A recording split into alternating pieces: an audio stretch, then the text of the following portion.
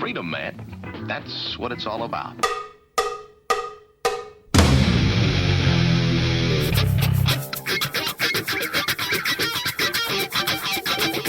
You've got to groove on freedom, like the good book says.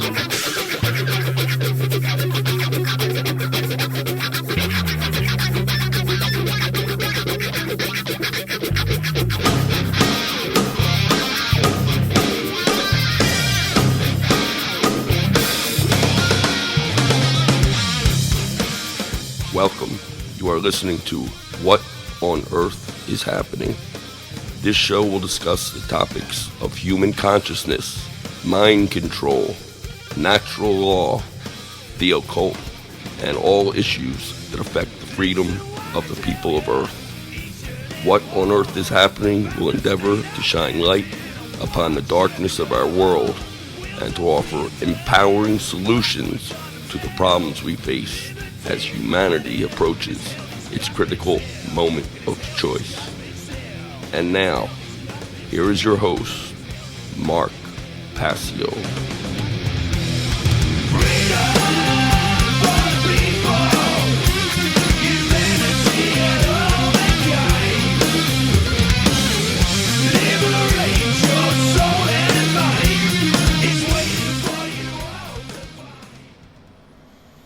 Welcome one and all. You're watching What on Earth is Happening. I'm your host, Mark Passio. My website, whatonearthishappening.com. Ladies and gentlemen, government is slavery. And here on What on Earth is Happening, we are ending slavery one mind at a time. Welcome everyone and thank you for tuning in today. Today is Sunday, June 12th, 2022. This is episode number 257 of What on Earth is Happening. We have a great show lined up for you here today. I'm going to be interviewing comedian, communication class teacher, one great work content creator, Benny Wills, live on the program today. Benny's going to be coming at us in just a few moments. I'm going to jump over to my laptop first for some housekeeping announcements. Of course, last week I was feeling ill and there was no show, so I took the weekend off to heal. I'm feeling a lot better this weekend, back on the live show. Let's jump over to my laptop so I can go through some housekeeping announcements and then we'll bring Benny Wills onto the show. All right. Thank you to Will Keller, as always, for the great artwork. Again, today's show, the official title is Communication, Comedy, and Memetic Warfare with my special guest, Benny Wills. Again, Benny is known for many things. He is a content creator on the One Great Work Network. He's a comedian. He had or still has actually, a comic troupe called Joy Camp, which is great. It's some of my favorite comedy. And he does the famous Meme Monday show, which I watch every Monday. And Benny's also going to tell you about his class called Parhesia, which is an effective communications class that he hosts. So that's coming up on the show today for episode 257. As has been going on this whole season of What on Earth is Happening, there is a streamlined format where I'm running without a production crew and just producing at my desk. Hopefully next season I'll go back to a full crew. More likely than not I will. Might even look at upgrading some equipment as well. But more on that later. There's only 2 episodes left for this season of What on Earth is Happening. This one and 2 additional ones. So, next week it'll be the 19th of June, and then the week after that, the 26th, and that's the end of the season because in July, again, I host the How to Become the True Media seminar. So, we're on a 6-month on, 6-month off schedule, so the show is running through the end of this month. Next week, I'll be doing a show entitled, it's actually going to be one of my existing presentations called Fear of Sacrifice in the Freedom Movement, but I'm going to be giving an extended version of that presentation and really delving deeper into it than I had the time allowed when I originally gave that presentation. So next week will be Fear of Sacrifice in the Freedom Movement Extended Edition. And I will close out this season of What on Earth is Happening on June 26th, Sunday, June 26th, more likely than not with a show that will be an introduction to PSYOPs, or psychological warfare operations. And that will be the end of this season of What on Earth is Happening on June 26th. After that, of course, I'll be teaching this year's How to Become the True Media seminar, which is an online technology skill sharing seminar hosted on the Telegram platform. It's 23 weeks, so this is an intensive seminar covering technological skills at a beginner and intermediate level. The class this year will take place every Monday evening from 8 p.m. to 11 p.m. U.S. Eastern Time, from Monday, July 11th, the first class, through Monday, December 12th, 2022. That will be the 23rd class of the seminar. There is limited space available in the seminar. If you want more information and all of the skill sets that will be taught, you can visit the seminar website at howtobecome-thetruemedia.com. There is also an enrollment button at the top and bottom of the site, and you can click that to click through to gifts, my gifts area, to enroll. Internet enrollment closes this year on the 4th of July. I will let enrollment go through the day on July 4th. It will be closed at basically midnight, July 5th, a little bit before that, probably around 11:59 p.m. on July 4th. It looks like I will not have to close enrollment early. We're still just shy of 100% the number of what I wanted to reach in the class. It's very close though. So again, I'm probably going to let it run through the 4th of July. But if we do get a whole lot extra enrollments last minute, I may close it early. But we're around 98% of the enrollment figure that I personally wanted to hit before the class becomes sort of, too large. So thank you to everyone who enrolled. It's been a great enrollment so far. I think it's going to be an awesome seminar this year. Really looking forward to hosting it and teaching it. So for more information, do check out howtobecome-thetruemedia.com. Check out also the One Great Work Network with 60 phenomenal content creators. We will be adding more in the coming weeks. I haven't had much time to focus on that. A lot of personal things going on with me. Plus, then I had, those flu symptoms last week that I had to, knock out of my system. So I will have more time to onboard more people on One Great Work Network very soon. But do check out the 60 great content creators, including my guest today, Benny Wills, at onegreatworknetwork.com. The What on Earth is Happening IPFS project is underway. This is a project to host all of my material that I have done over the years on the IPFS distributed decentralized network to make it censorship proof. If you're interested in doing that, there are some rigid requirements. You need a home internet connection to basically host the server, or what is known as the IPFS node.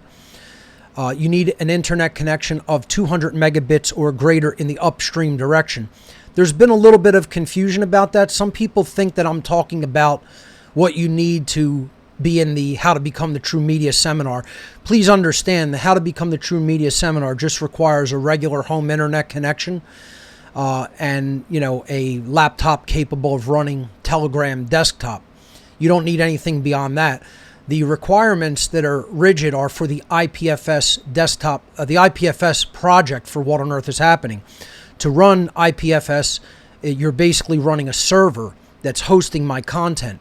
So you need a lot of bandwidth in the upstream direction or the upload direction to do that.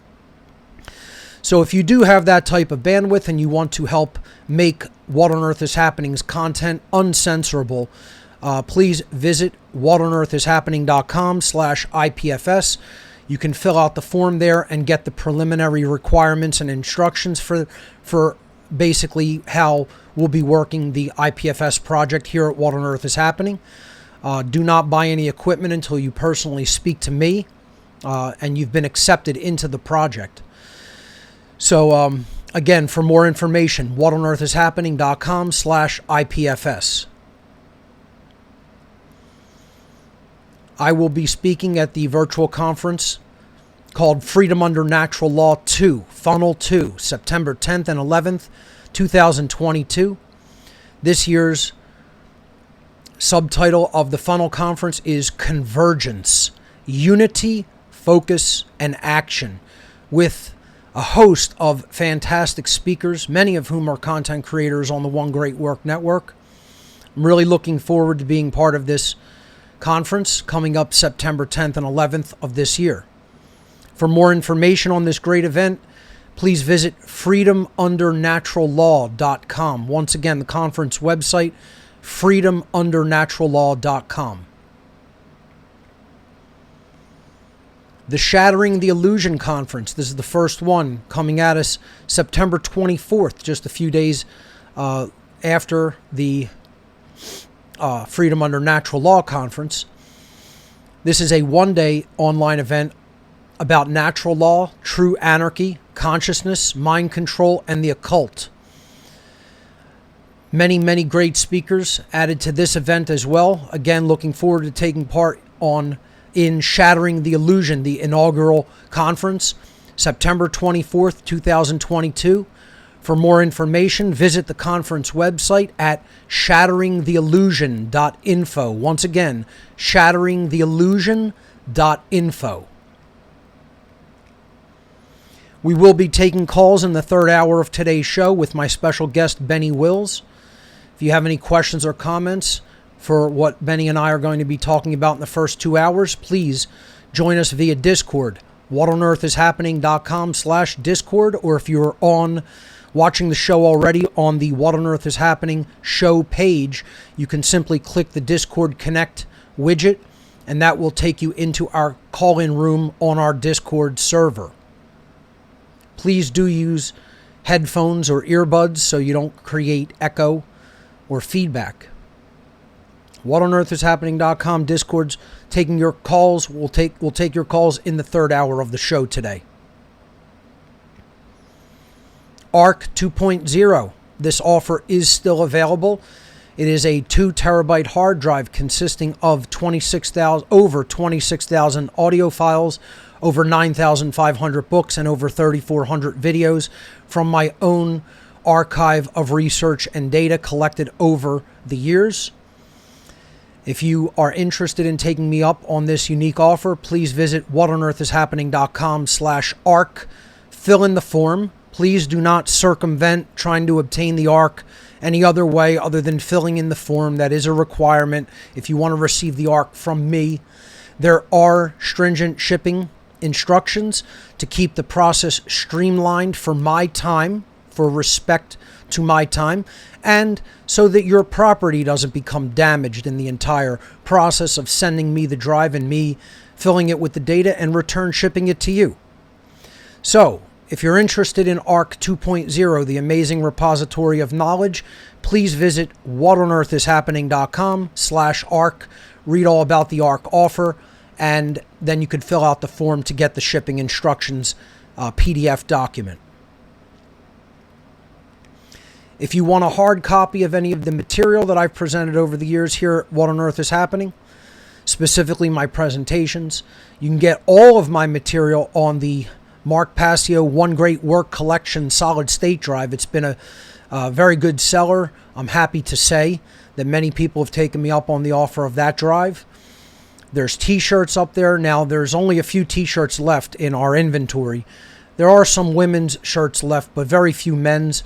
I've reordered all the men's t-shirts Again, I had some issues with contacting the t-shirt company originally. That was resolved, but then they're having some supply chain problems with getting colored, heathered colored shirts. So we had to go with all black shirts for this order. They'll probably be coming in a few weeks, probably right around the time that the enrollment for How to Become the True Media is closing around the 4th of July. Hopefully, I'm saying around that time. We don't know the exact date where the new shirts will be coming in, but we'll be ordering a bunch of all black shirts this time. We'll go back to ordering some a color palette of shirts when they become available, but for now we're going to be sticking with all black shirts in this next order. It will be coming in probably about 3 weeks, let's say. So if you do want any of those items, including other ancillary items like DVDs, keychains, buttons, stickers, etc., please visit gifts.whatonearthishappening.com. That's What on Earth is Happening donation gifts. The URL is gifts.whatonearthishappening.com. Finally, if you wish to make a straight donation to the What on Earth is Happening and One Great Work Network cause, all of the donation methods that I accept are up on the whatonearthishappening.com website at whatonearthishappening.com/donate. You can donate via check and money order, the old-fashioned way. You could donate via technology donation via our Amazon wish list for technology items. Right now, there's nothing up there because people have gotten all those items that we require. There's also Cash App, GPay, Wise, great electronic donation methods. And then there are, I believe, now 9 cryptocurrencies that I now accept for donation. So once again, if you want to make a straight donation to support the cause, whatonearthishappening.com/donate. Those are all the housekeeping announcements I have for today. Let me prepare to go over on the Discord platform for my special guest, Benny Wills. Give me a moment. I'll get my headset on. And I'll bring Benny's video up in a moment.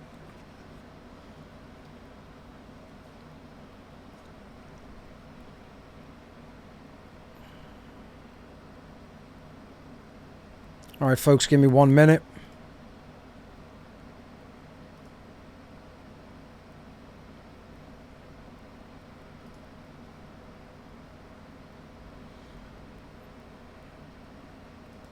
Ladies and gentlemen, Benny Wills is an award-winning actor, poet, and presenter. He has devoted himself to living with purpose, being of service, and hastening the awakening this world so desperately needs. You may know him from his comic troupe named Joy Camp, his communication class Parhesia, his Meme Monday internet show, or perhaps even as a content creator on the One Great Work Network. Ladies and gentlemen, welcome my special guest, Benny Wills. Benny, welcome to What on Earth is Happening. I'm sorry, we're having an audio issue. Hold on one moment. I apologize. I'll take care of it right away.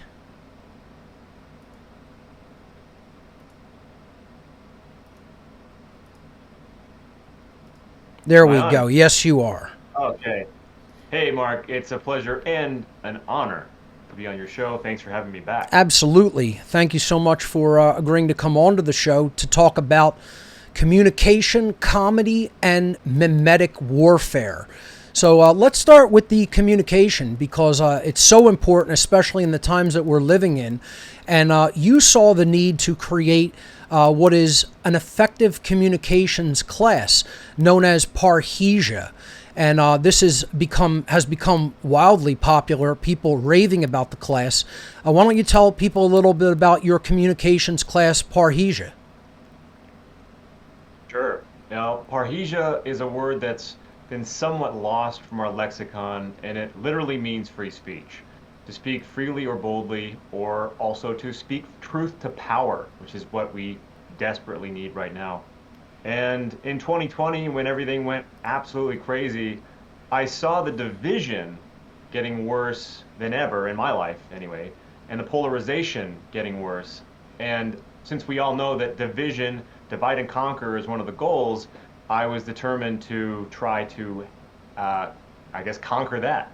So I created the course over the course of the entire year of 2020 and launched it in 2021. And I've been doing it for a year and a half now. And yeah, it's wildly successful, I suppose.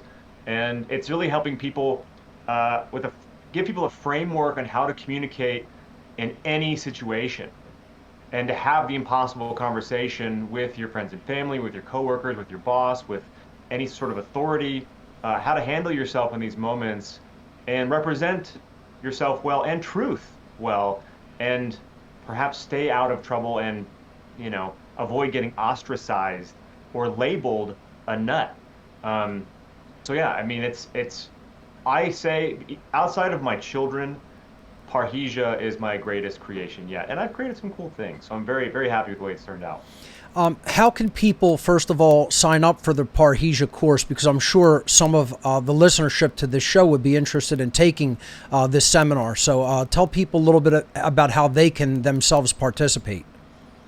Well, it's really simple. You go to Benny's Class, BENNYSCLASS, bennysclass.com, and you'll have all the information there, as well as how to sign up for season 4, which starts a little over a month from now.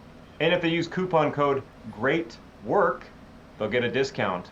And yeah, I think anyone would benefit from this course, especially now. I mean, in a world where we're not taught how to critically think, it's important to know how to communicate effectively in a world of illogic. People try to apply logic to illogical situations, and since we're dealing with in essence, a post-truth world, how do you represent yourself and the topics you want to talk about in a way that not only protects you from being mislabeled, but represents that topic well in a way that they'll actually be able to hear what you have to say, in spite of the many landmines that have been set out in front of us to keep them from hearing us. So you brought up a very important term there. And once again, I just want to emphasize, bennysclass.com is the site that you can go to learn about and join up for the Parhesia seminar. And if you use coupon code GREATWORK, what was the discount on that? I think it's 15%. That's significant. So coupon code GREATWORK will get you 15% discount on the whole seminar. And you brought up a very important term there. You said that we are living in a post-truth world. Now, I wholeheartedly agree that to the average person, unfortunately, the word truth has become a dirty word. It has become something that people actually take offense to. And this is something that I think is radically important when it comes to the goal of hastening a human awakening. I personally, more and more and more, day over day, day after day after day, week after week, month after month, see the overarching problem. Now, of course, the overarching problem is people don't know objective morality and natural law.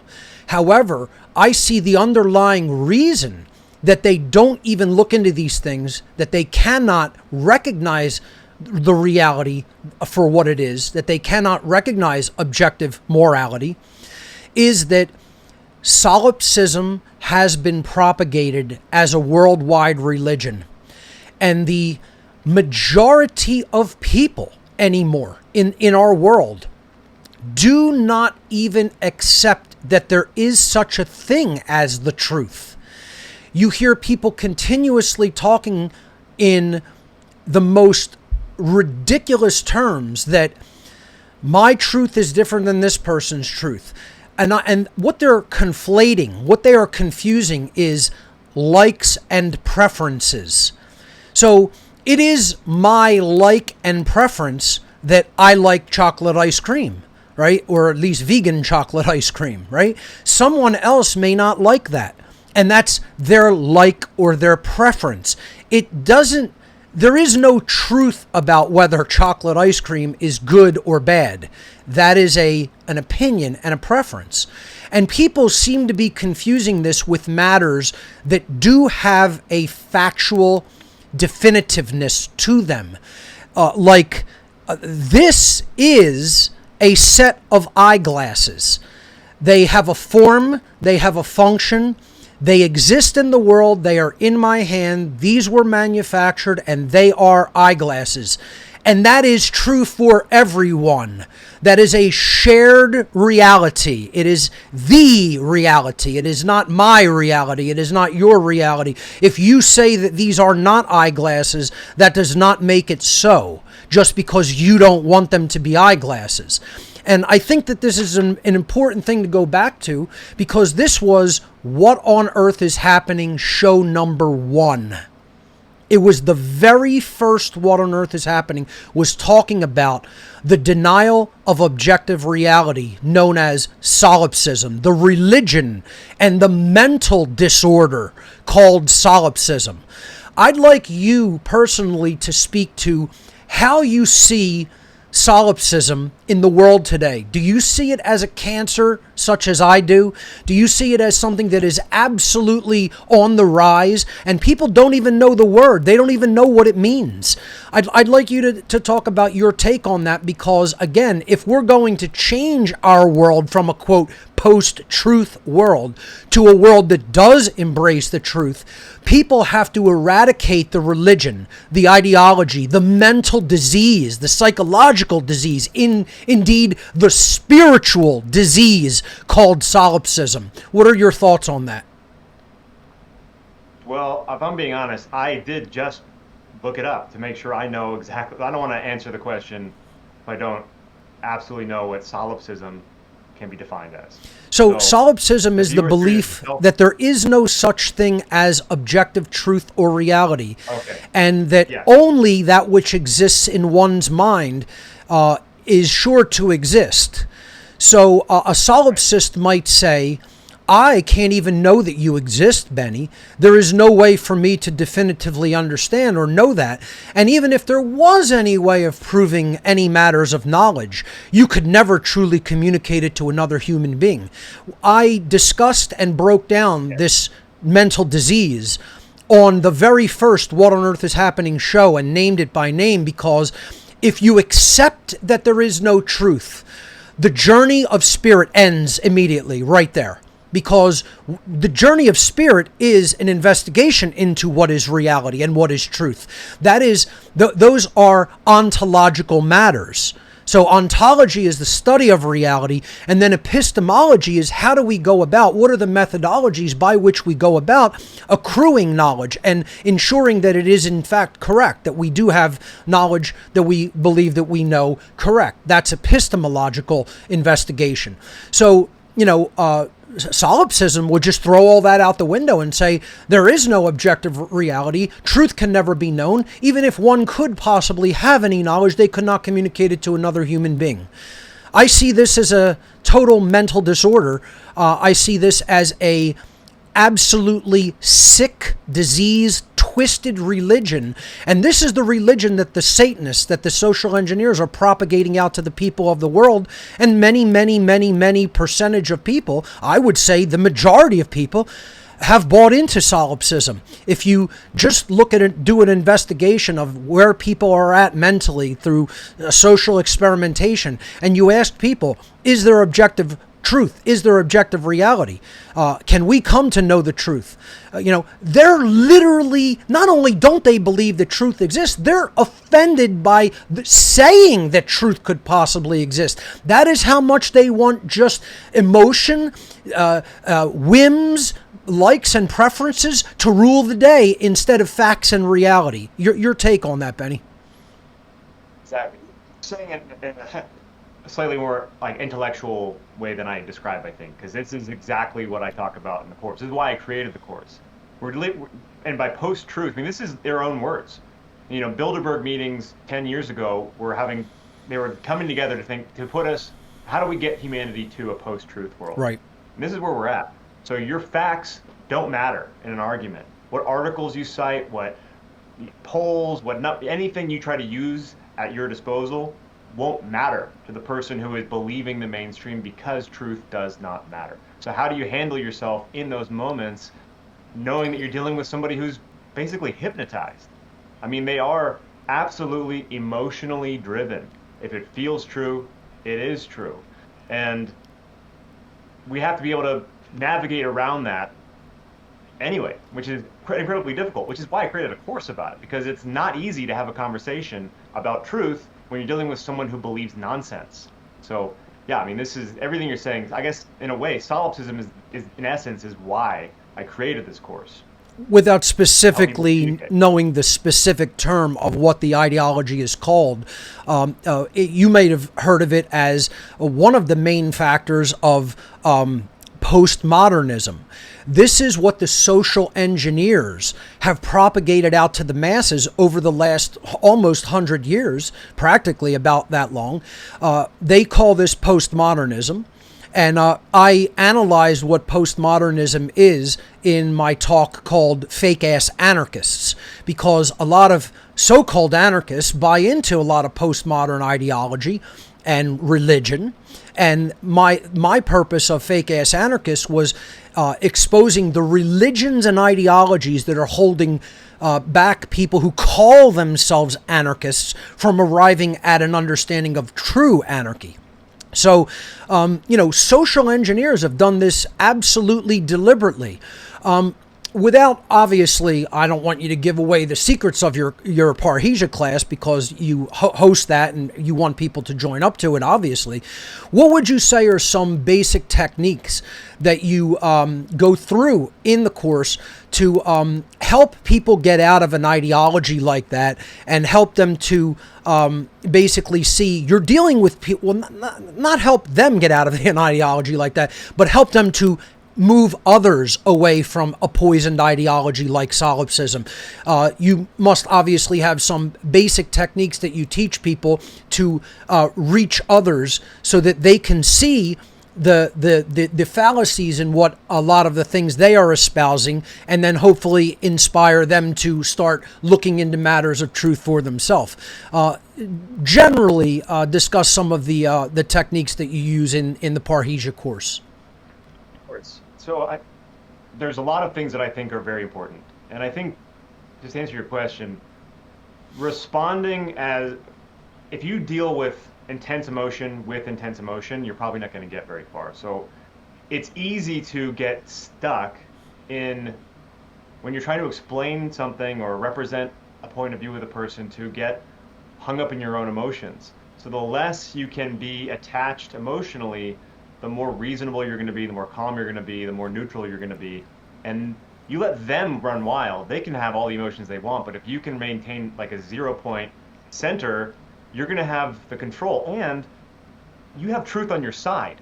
So I try to let people know that, because people are intimidated by these confrontations, and confrontations of any size, whether it's to do with truth or not. People are intimidated by one-on-one confrontation.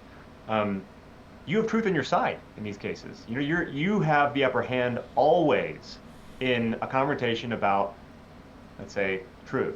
So you can rely on that, and you can basically distill ideas down to very simple statements, and do it in a way that's not aggressive, that's not going to make them feel inferior and stupid, because you're dealing with people who, in general, people don't want to feel like they're ignorant.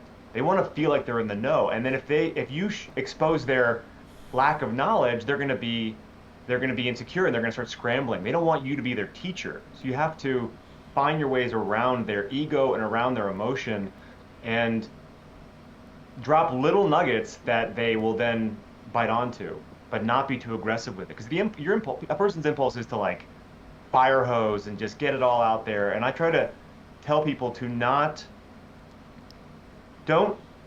speaking your mind is one thing, but if you are just if you're not reading the room, if you're not doing a give and take, if you're not allowing the other person to have a response, if you're just bombarding them, you're actually creating a problem. You're not helping.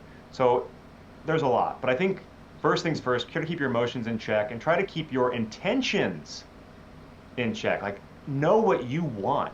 If you're engaged in a conversation about a difficult subject, understand your own motivation. What are you trying to do? If your motivation is, I want to change this person's mind, it's not going to work. You're not going to get there. It's almost impossible to just change someone's mind if that's your intention. But you can steer the conversation calmly, and you can present questions. You can help them understand their own opinion because, again, you have truth on your side. You're dealing with someone who's emotionally responding to something. They don't usually know why they even believe what they believe. So you're actually helping them understand why they even think what they think. And you have to be very gentle with that because, again, they're emotionally volatile. And you try to guide them towards a door that they can walk through on their own without you pushing them through it. And it's nuanced. And again, this is like a 9-week course that I'm giving you sort of the overview with, but it is possible to change someone's mind. But having that as your goal, probably not going to work. So you have to try something else.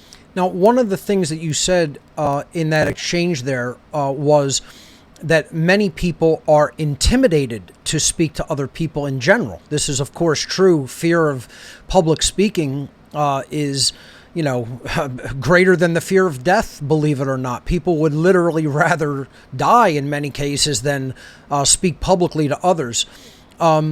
What types of techniques do you use to help people to overcome fear of speaking out? Because this is something that's holding back tons and tons and tons of people. From day one, I've been trying to explain to people that people need to speak out, that the universe is spoken into existence, that if we don't speak the truth out into the universe, at least at the level that the lie is spoken, the lie is always going to overtake the truth and be stronger than the truth in our world as an expression of human consciousness. So if we want the truth to prevail and we want freedom to prevail, that is only going to be able to happen when human beings decide to speak out and say what is true and challenge all of the narratives that are complete lies and fabrications, and there's an endless stream of them. So what are some of the ways that you help people in their own internal makeup, in their own personality, conquer the fear of speaking to others? Because again, that's where many people just completely stay still and they don't grow from there. They don't realize the importance that fear has to be dealt with at some time and place. It's got to be dealt with, and you have to power through it in some fashion to start to put your communication out into the world if you're going to make anything better. So how do you deal with that, and what are some of your techniques for helping people to overcome that fear? Yeah, absolutely. That's a great question. That's because that's my background. I mean, that's what I've been doing my whole life, which is how I even start the course. I mean, some people think that this is a public speaking course, and it's not. But I incorporate public speaking into it because if you can get comfortable speaking publicly, the skills you apply to that can be applied to any confrontation or conversation. And the first thing I try to get people to understand is that, again, understanding motivation, understanding your own intentions and motivations, I give you permission to not make conquering the fear the goal. It's really about taking action in spite of fear. Right. So not letting fear prevent you from doing what you need to do. And if you try to just conquer fear, if your focus is on conquering the fear, you might get really stuck. But if you focus on getting through it and, being able to work and move and speak in spite of having nerves and fear, that's number one. It's about how to tame your fear. How do you tame your fear? And one of the things you do to do that is focus on what you're trying to say. The more you focus on your intention, the less you're thinking about yourself. Focus on what needs to be said. Focus on the goal. Focus on what you're trying to relay, and you'll notice the fear start to dissipate. And then sooner or later, maybe you'll notice the fear is gone altogether, but you never made conquering the fear the goal. So I think that's the first place to start. The very concept is that true courage is right action in spite of fear. It isn't completely removing the fear. The fear could still be present. It is taking right action in spite of that fear being present. Right. And remember that if you cower, if you shy away in these moments where you know you're supposed to take action, where action is required of you, and you talk yourself out of it, the regret you will feel is a worse feeling than the anticipation of the moment itself. That's right. So you may be afraid of having the moment, but the feeling you're going to have if you back away, it may stick with you for the rest of your life. That emotion is called shame. That emotion is shame, and shame is one of the lowest forms of consciousness. It's what we experience when we know we shirked the responsibility of doing what is right, and nobody wants to be in that situation. Right, and then life has a way of presenting you with opportunities to conquer or move through what's holding you back over and over again. So chances are you're going to keep finding yourself in the same moment over and over again. And if you keep giving in to backing out, you are becoming a coward, dare I say. And if you create that groove, that creates diminished self-confidence and complacency. And then you're not helping anything. So you have to be able to move through the fear. And it really is moving through it. It's not about omitting it altogether. You are a human. Like, we have moments where we're afraid. And some fear is actually healthy. You see a bear in the woods, your fear will keep you from running up to it and trying to pet it. So there is a balance, but not letting it keep you from doing what you need to do is the key. And understanding that the repercussions of not doing what you need to do are far more severe than the anticipation of the moment. So one of the things that you said there was that you didn't create Parhesia to necessarily be a public speaking seminar.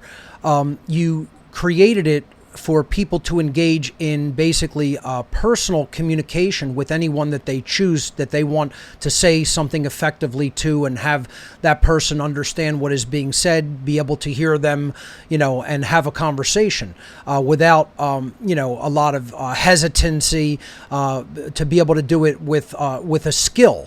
How has the course gone for some of the individuals who have taken it, who may not only want to take it in the realm of personal communication, but might want to work on getting over, their fear of speaking out about matters of truth in our world? Of course, that specifically applies to something like, what I do here at What on Earth is Happening, and I'm trying to inspire in other people. Have people felt like they have effectively used the course for that type of purpose? Yes, I know a few people have created some blogs. It's definitely helped people tackle relationships. So it's definitely helped with relationships. It's helped people who've had issues at their jobs with their bosses and the mandates and stuff that were coming out last year. I know one guy has taken out he writes now truth poems that he puts in the local paper in Australia, and not only to represent truth, but also to bring people in. Like, it's a community building thing. So yeah, people are definitely using the platform. I have a guy, one of my students, has started writing poetry as a result of the course, and he loves it, and he's doing an incredible job. And I'm actually bringing him on to a podcast with me in a couple weeks. The podcast that he first heard me on, and he's going to now be a guest on the podcast with me to share what he's doing. And it's like really incredible, empowered, truth-centered poetry. Yeah, I mean, there's the testimonials speak for themselves for this course. People are not. Yeah, it'll help you in whatever you're trying to get. So if your goal is to get over your own fear of speaking truth to power, you're going to get it. If you want the course to help you have a conversation with your mom, you're going to get it. If you want to be able to filter your chaotic mind into palatable, creative bites, that's there too. So, to answer your question, yes, people are using it in that way. Great. So it's a wide spectrum of communication purposes that the course covers. Yes. Great. Now, absolutely. Yes. I like to say it goes from the outside in. So I start with public speaking. I start with presenting in front of a crowd because that's something I've been doing my whole life. Mm-hmm. And I know how to be comfortable on stage. I know how to not only be comfortable, but present in a way that's interesting. So beyond just getting over the fear of presenting, but how to be someone that the audience remembers as well. And I have lots of tips and tricks on that. And what you'll see is that all these ideas that lend themselves to certain aspects of communication bleed into other aspects of communication.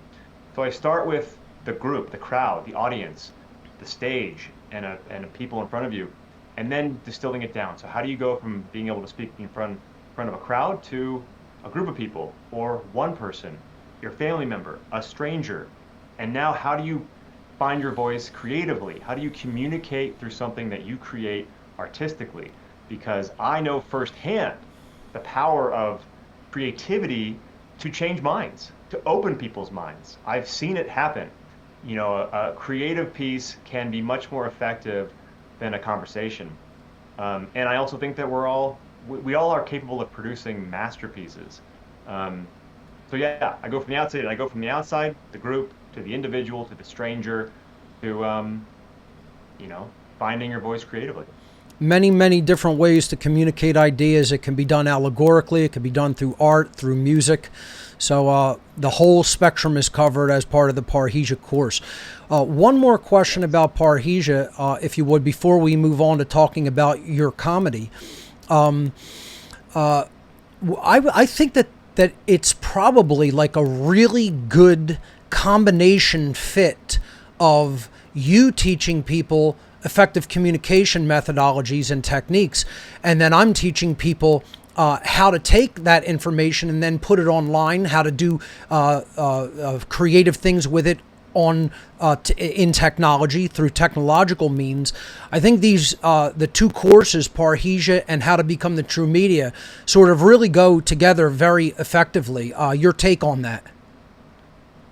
Right. I mean, I'm helping people remember who they are, in essence. I mean, I'm getting people in touch with their heart and their true self. I mean, trying to shed off all the years of baggage and insecurity and self-doubt that we accumulate throughout this experience, and how to shed that and be, in essence, who you really are, and speak from there. Because when you're in a confident place, when you're a self-confident place, and you feel good about who you are and what you stand for, all my tips and tricks don't even really need to be applied, because you're not afraid. And you're just doing it yourself at that point. You know, you're basically helping to inspire people to just go out and take the bull by the horns and take the reins. You know, that's what I'm trying to do with How to Become the True Media.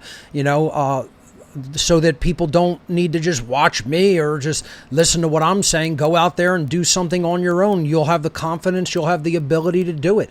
You know, it's teaching people how to fish. That old saying, you know, you give them a fish, you feed them for a day. You teach them how to fish, you feed them for a lifetime.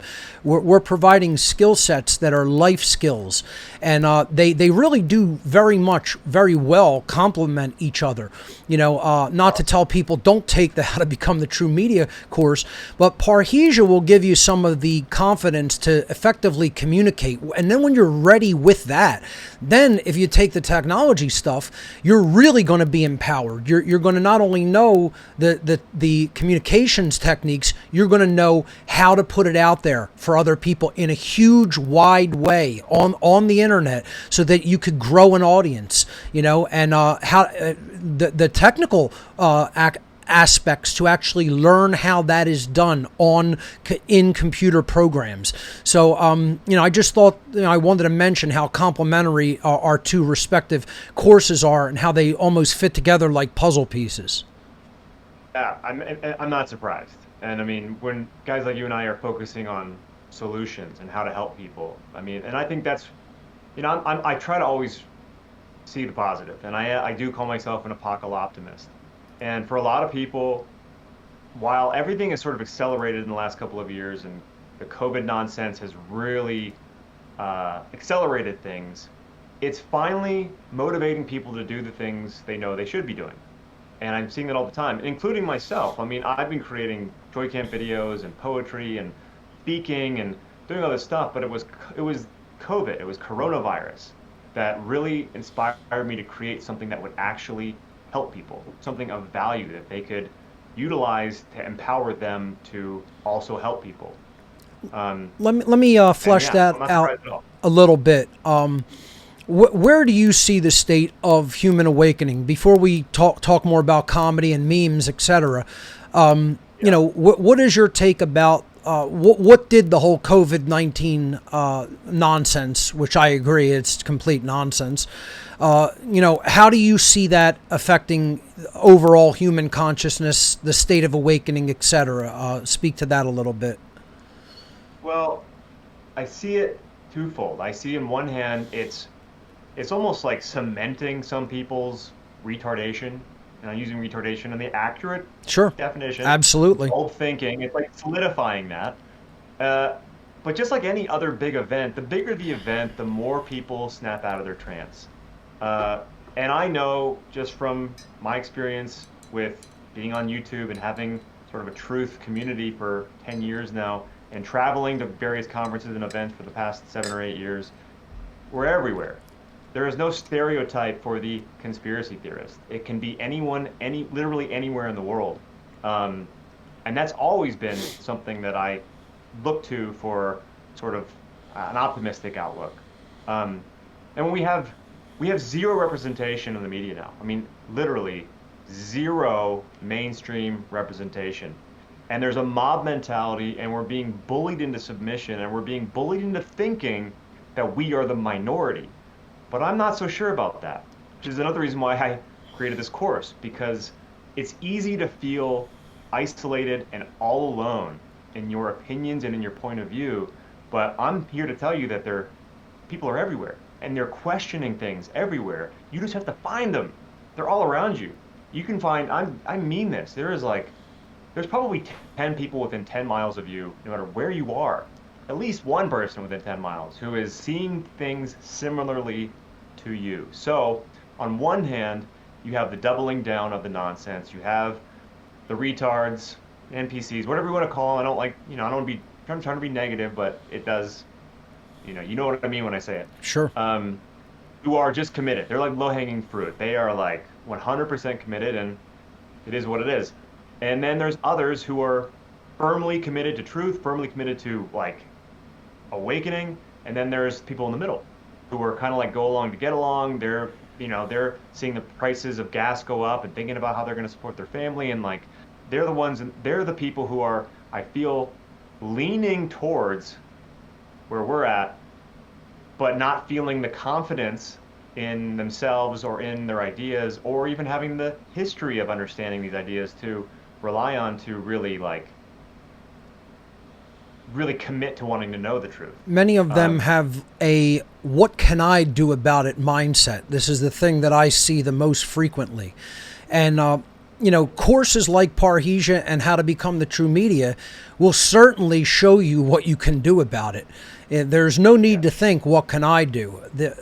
An individual can be incredibly empowered. The idea to think that you have no power to affect change is just absolute nonsense. We have tons of power to affect personal change. It's a matter of, will you do it? Will you get involved? Will you get up off of the bench and actually get on the playing field and get involved in the, psychological warfare that is going on? Will you get involved in this spiritual battle that is taking place? It's a matter of, what will you do? I said, and will say repeatedly, the most powerful phrase that somebody can truly utter. Obviously, I was wrong as a powerful phrase, but in the affirmative, what you can utter is, I will. And then what comes after that will be an unbelievably empowering statement. What will you do? What will you put your will behind? And, there's no need to ask the question, what can be done? Take our courses, we'll show you what can be done. And it's a considerable amount. Yes. And I will show you lots of other people who are having the same experience. I mean, that's one of the best things that comes out of Parhesia that I didn't see coming, was finding your voice, rather, to attract the right people to you. Having the impossible conversation is important, but finding a community, finding people, whether it's just online or actually in person, is more important than ever. We need to be able to talk to people who are seeing things similarly to the way we are. I mean, this strength in numbers. I mean, we have to get together. So you can become a beacon by by finding the strength, finding the confidence, and using your voice in a way that attracts people to you, which is, in my opinion, arguably more important than having that conversation with your brother-in-law who's a moron. Without a doubt. I mean, it's important to attempt to network. That's a big part of communication is, gathering people around so that they can understand what it is you're doing, so that you can inform them about, things you're working on and events you might be participating in. Networking is a huge part of it. That's why, people have to learn how to effectively communicate on the internet, on social media, etc. We may not like it.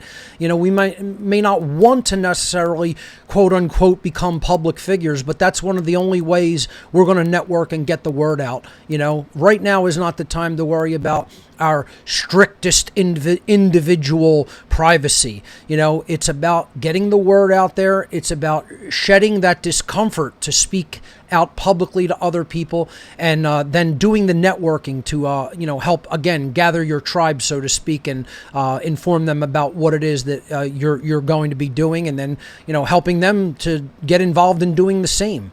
So, Benny, I wish you the best of luck with the Parhesia class. From what I understand, it's going absolutely tremendously so far. When does is the new season underway, or when does it actually begin?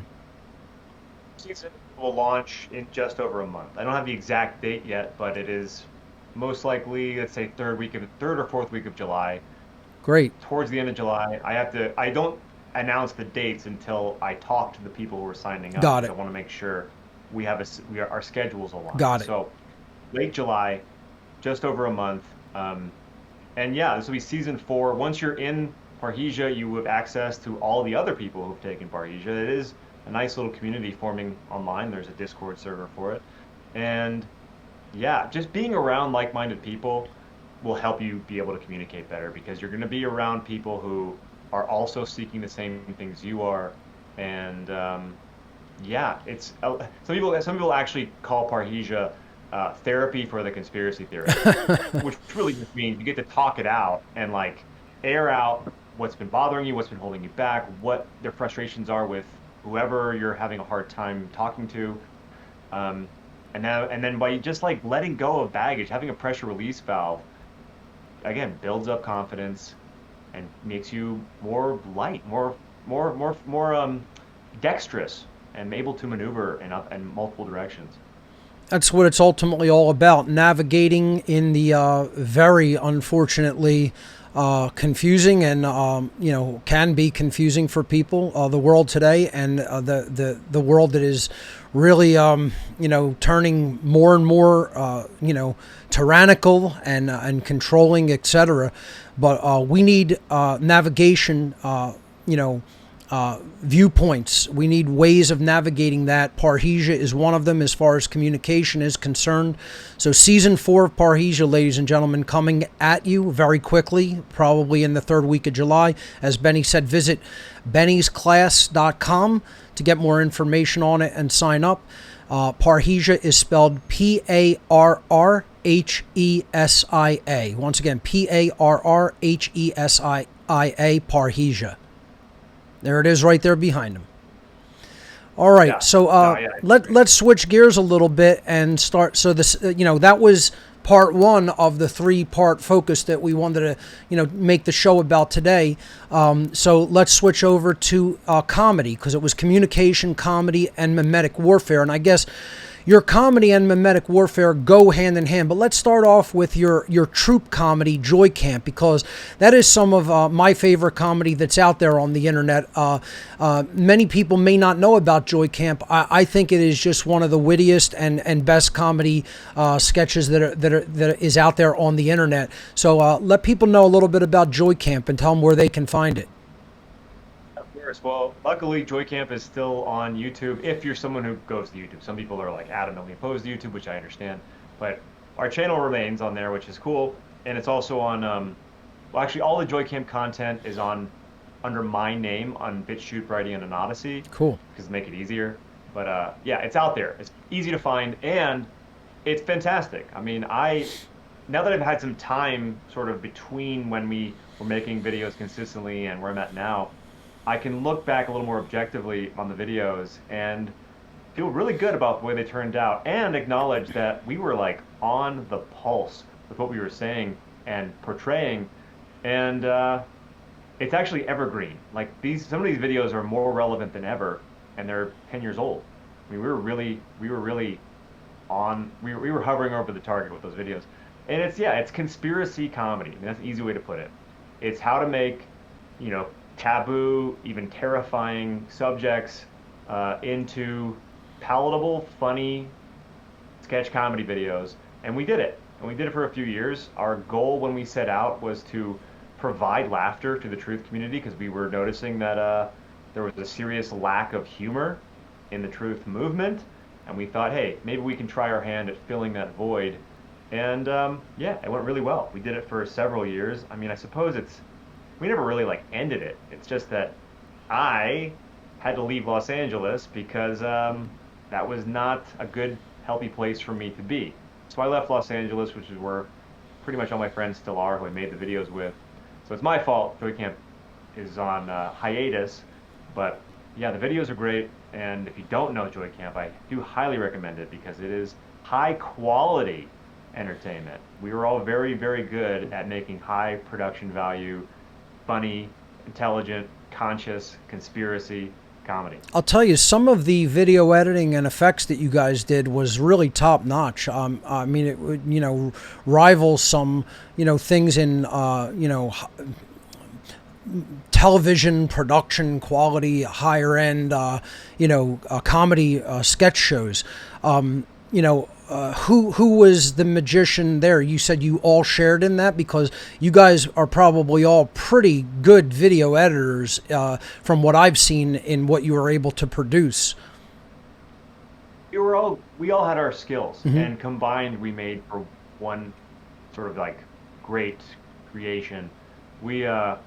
That was the thing. Like that's why it was such a coalescence of our experience and of our talent that it all worked really well. I mean, I wish I could say I was a better video editor, but that's not necessarily my strength. But from the other guys, that was. We had some guys in there who were like amazing editors. My skill is in writing and acting and directing, and not so much the technical stuff. But lucky for me, in a group, we had guys who were good at, setting up lights and setting up sound and doing the editing, which is incredible. So together as a team, we made for really great content. We played a few last time that you were on. I don't know if we'll do that this time, but let's talk about some of the sketches that were some of your favorites.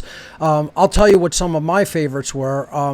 I of course love the take on the They Live fight scene where cool. One of your guys is trying to get another one to make him read Manly P. Hall's Secret Teachings of All Ages instead of put the sunglasses on.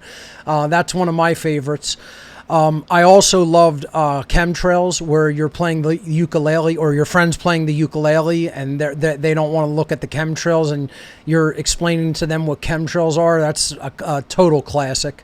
Those are some of my favorites. What were some of your favorite Joy Camp sketches over the years? Well, a lot of them are really close to my heart, of course. I love that you said you love the They Live, which I think we call it They Wake is the name of that video. That's one of all of our personal favorites, but it's not one that ever really gets brought up or mentioned as far as our library of work goes. But it's cool that you like that one, because I love that video. I think that video actually makes me laugh out loud, which is good. Well, it's hard not to say just the conspiracy guy videos in general. They're great. For many reasons. Because the conspiracy guy was a character that I played in that chemtrails video that you're talking about. Yes. Which was a mockery of myself, essentially. It was supposed to be a one-off. And I thought the idea was too simple, frankly, when I pitched it to the guy. They're like, what if we're just looking at clouds and I come in and, drop truth bombs about chemtrails? And they're like, we love it. I was like, you sure? We didn't even have a script for that video. Wow. We literally improvised the whole thing. And again, the resonance of these videos. So I say in that video we made in 2012, I said they're trying to turn us all into robots. And, Yeah. you know, if you go down the technocracy rabbit hole, Prophetic. there's some truth there. But what I love about the conspiracy guy videos is we unintentionally documented in real time the perception of the conspiracy theorist. So in that first video, the chemtrails video, when I chime in with my little truth bombs, they go silent. They just ignore me. They ignore that I'm Like saying you're not anything. saying anything and just keep playing the ukulele. Yeah. Right. And then as it moves on, by the time you get to our false flags video, when I speak up, they basically say, you need to shut up right now and get out of here. Leave this house. Is how they treat me. And They become more and that's more exactly what belligerent to happened. the conspiracy theorist, right? Right. Yeah. You bring up a counterpoint to an official narrative and you are blacklisted, you're censored, you're out of there. Then there's no tolerance for it. They're angry at me for suggesting something other than what was in the official narrative. And I think again, we didn't do that on purpose, but over the course of whatever 6 years that we were making conspiracy guy videos, you see in real time I say evolution, like the de-evolution of the reaction to the conspiracy theorist. And I love that about those videos. In addition, I mean, I love a video called I'm Good, which is something that I wrote one morning and then we filmed. We actually filmed another video and then we had time to kill. And Kevin from Joy Camp was like, hey, let's film that one you were talking about. And I was like, oh, okay. So I memorized it real quick and we did it in 2 takes, I think. And it's just an escalating monologue of sort of frustration with the world. And it's near and dear to my heart because it's so personal. What is the one where you're on a laptop and I can't remember the topic, but you're typing back and forth and he ends up being in the same room with you? That was a really funny one. I love that, man. See, that's Sonia, my wife, that's her favorite Joy Camp video. And that's, again, one of the Joy Camp videos that's sort of not as, I don't know, it's less views. It didn't ever really take off, but I love that video. It's called... what was the topic that you were fighting over? What was it? Yeah, it's called wait, I can't even remember the name of the video. Hashtag. Oh man, but anyway, I can't believe It's very wittily done. I really like having it. an argument over the lion that was killed by the dentist Hunter, whatever that was, 2013 or 14, and it escalates into us just bickering over what's really important. And it ends up that he's actually in the living room. You're on the laptop. Trending. The video is called Trending. Right, so it's right. Trending. We're arguing over the trending topics, and it's all from we're having like a FaceTime with each other, Right. and the camera pulls back, and we're all in the same room together. I love that video. It's one of the more laugh out loud funny ones. I concur. Everybody's funny in that video, all 3 of us. So again, people can find Joy Camp on YouTube, BitChute, Odyssey, Brighteon. And I'm pretty sure it's on the Odyssey channel, but yeah, Joy Camp's everywhere. And I've been able to salvage the Joy Camp videos for the most part. I mean, they've taken a few down for copyright over the years.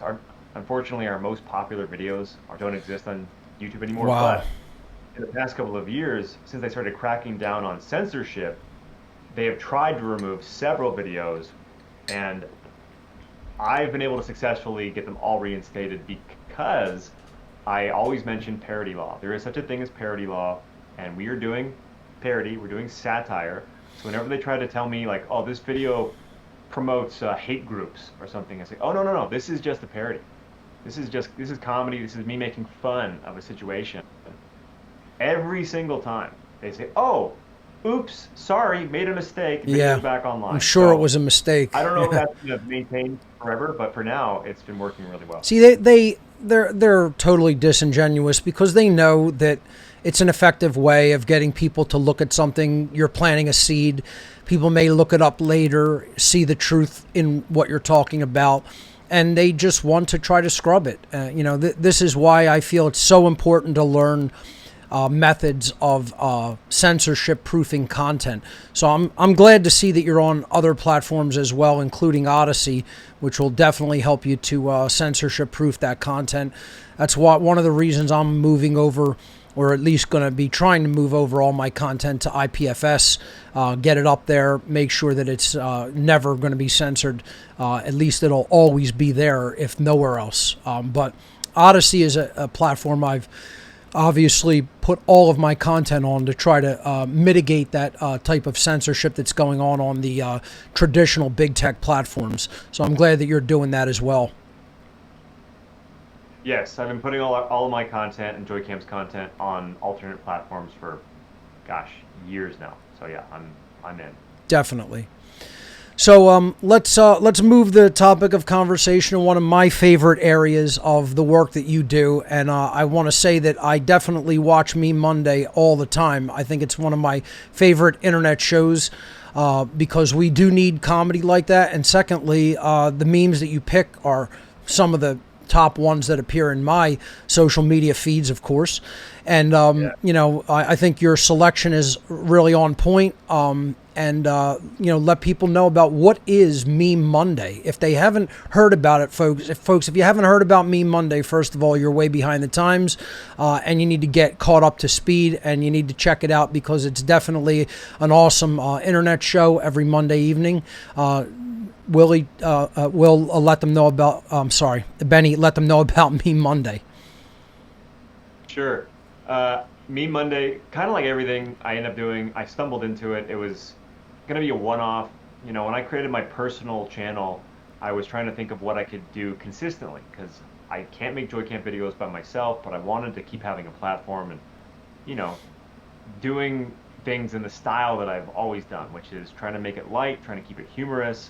Because I really firmly believe that if you're laughing at something, it's not nearly as scary. So it definitely helps to dissipate the fear. So I created a video in, I think, May or June of 2020 called Top 50 Coronavirus Memes, because I like memes. There were plenty of good ones going around about coronavirus, and I did a live stream where I did that show, and it was received so well, I thought, yeah, maybe I'll try this again next week. And so I did, and then it's gone on for 2 years now. So it's Meme Monday, and it's, yeah, I just gather up the week's best memes and present them in a show, in a slideshow, and then I offer the memes to my mailing list the next day. And if you want to get on the meme mailing list, it's bennymemes.com. But yeah, I mean, I recognize that, first of all, comedy's dead, period. That's an unfortunate truth, but comedy is dead. Hollywood comedy, you know, professional entertainment is dead. Memes are where comedy is. And memes are the best thing on social media. And memes can convey complicated points or large truths in a very simple, palatable way. So therefore I love memes. So I feel like it's a natural fit now that me, with my comedy background, I'm hosting a meme show and then giving you tools that you can utilize on your social media feed, because memes do have power. I mean, memes can capture the essence of double standard so simply and beautifully and hilariously. You'll have more, I think your chances of like getting someone to think online, because online communication is difficult. You stand a better chance of using a meme to make a point than you do with your tirade about a certain topic, or even your links to articles about whatever. So I'm a big fan of the memes, and there's certainly no shortage of them, so my show is going strong. It's really great. I think it's very well done. Again, I watch it all the time. And this is on your YouTube channel that you broadcast. Do you simulcast on any other platforms, or is it exclusively on your YouTube channel? I do goes on. So once it goes on YouTube, it then goes over to BitChute, Brighteon, and Odyssey. And I'm always keeping an eye out for what other platforms to put it on. But those are the four rather, with YouTube that carry Meme Monday every single week. Great. So, yeah, is it live first and then uploaded? Well, it started off as a live stream, but ever since we moved to this property in Idaho, our bandwidth isn't strong enough for a live stream. Understood. So I recorded it beforehand, and then I do a premiere, and I'm always in there in the chat Cool. during the premiere, and And then people show up every week for that. And then, like I said, it goes straight to BitChute after that. I want to Odyssey. I want to ask you about your current environment and your move, but I'll hold off on that just for a moment. Let's talk about memes for a little bit longer. What is your definition of memetic warfare, as you call it, or as it has been called? I mean, I don't know if you necessarily coined it, but it's been out there as a term. What would you call? How would you describe memetic warfare? Gosh, that's a great question. I mean, I didn't even hear that term until well after I was into sharing memes. I think it's using the modern, like the hand that we're dealt in a way to counter the agendas and nonsense. So it's using like tools at our disposal. Right now, we have the internet, we have infinite amount of images and like video to play with, and how do you simply create, a dichotomy or again, point out a double standard, point out this post-truth world in a logical, funny way, and use that against the powers that believe they be, and the division they're trying to create, and the world they're trying to create. So memetic warfare is using memes to fight off the New World Order. Sure. I mean, there's what, the existing, military-industrial complex calls Psy-war. There's Phys war, which is physical warfare. There's Psy-war, which is war within the mind. This is, psychological warfare operations. I would say that I feel memetic warfare falls under that banner. This is part of psychological operations because it's taking information, it's condensing it down, it's distributing that in a way that, again, as you said, points out logical inconsistencies and fallacies in a funny way, and that plants a seed in people's psychology, such that and makes them laugh at the same time. If they have a decent sense of humor, and points out logical inconsistencies and makes them think, and makes them perhaps, hopefully, ask, where did this idea come from that I so rigidly am attached to? Is this something that I really truly thought? Was it planted there by someone else? Is it true? Does it serve who I am? I think memetic warfare, when used correctly, can do all of those things. And again, it's a byproduct of modern communications. Obviously, social media is where it's largest. That's where it can be found in its biggest implementation, obviously.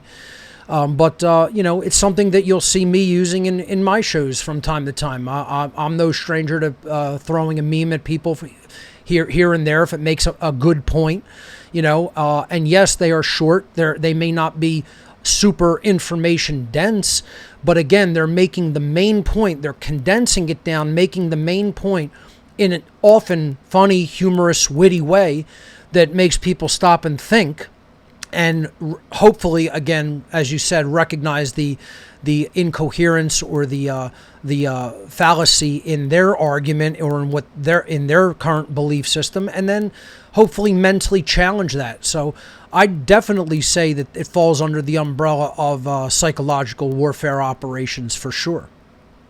Yes, and making them think, and going, not to bring it back to Parhesia, but that should be your goal. If you're trying to initiate any sort of reaction in a person, if you're trying to get someone to come around to a point of view, the goal is to make them think, not to change their mind, just to make them think. And you do that by dropping seeds, and memes are a great way of dropping seeds, laying breadcrumbs, because usually they're comedic, and when they're comedic, people's defenses are down. And that's what I learned doing Joy Camp, is you can crack someone's wall with comedy, and now they're going to be more willing to listen. So sometimes memes can do that. Let me ask you some questions about your beginnings of Meme Mondays, because many people may want to do something similar to that, or just have slides that they present in a live format or even a pre-recorded format, such as you're doing now, and then uploading it. What would you tell people about the technical abilities and the learning curve in doing something like that? How did you approach it? How difficult do you think it was? Speak to that general dynamic of how you came to do that show and how it was. Yeah, absolutely. Well, I hate to admit it, but I have a very rudimentary understanding of technology as far as production goes. When I was doing Joy Camp, I could get away with that because there were other guys who were good at it. Mm-hmm. But then being on my own, I was, sort of thrust into a situation where, like, okay, now I'm responsible for everything. So in order to do a show like Me Monday, I just know the basics. I learned the basics. I know how to have a decent microphone, Mm-hmm. and I know how to have lighting. So, like, lighting and sound are like the hidden aspects of production that you don't think about necessarily. But if you don't have good sound or good lighting, you're not. People aren't going to really want to watch it. You're not going to be taking it seriously. Right. You got to have good lighting and good sound. So I have 2 lights, like right now on me, right here and right here, right here and right here, and I have a good microphone and a good camera. And I basically learned how to do OBS, which is a live stream application that's free. That you can control different screens. So one screen is like a wide shot of me like this, and the other one is me little in the corner where the slides go, and just kind of watching basic videos. They call them scenes in OBS. And OBS stands for Open Broadcast System. It's basically a streaming piece of software that enables you to take video, composite it, and then stream that out over the internet to any one of many streaming services that are available. This is something that we'll definitely be getting into and teaching in how to become the true media. But continue to tell people about your experience learning OBS and doing the show. Yeah. What type of a learning curve was that for you, would you say? Pretty hard, to be honest, because this kind of stuff doesn't come naturally to me. So OBS, I really had to understand what I was working with, especially in the beginning, because I was doing it live. So I had to make sure I knew how to handle all of it live. Mm-hmm. But then for a person like me, I thrive on live performances. I love the thrill of doing something live. So I use that to my advantage in these live streams and in the pre-recorded show even. What you see is what you get. And one of my keys to success in presentation and performance is allowing whatever happens to be a part of the show. Sure. I roll with the punches really well. And I'm not someone who gets hung up if things are going a little wonky. I just call attention to it, make a joke out of it, and people like it. And that's one of my keys to success in public speaking and in performing in front of a crowd, presenting whatever, is don't be the guy who gets mad when things are going well. Allow it to be part of the experience and have fun, and people will admire that in you. They will love the fact that you're not swayed, you're not thrown off course because something is glitching a little bit.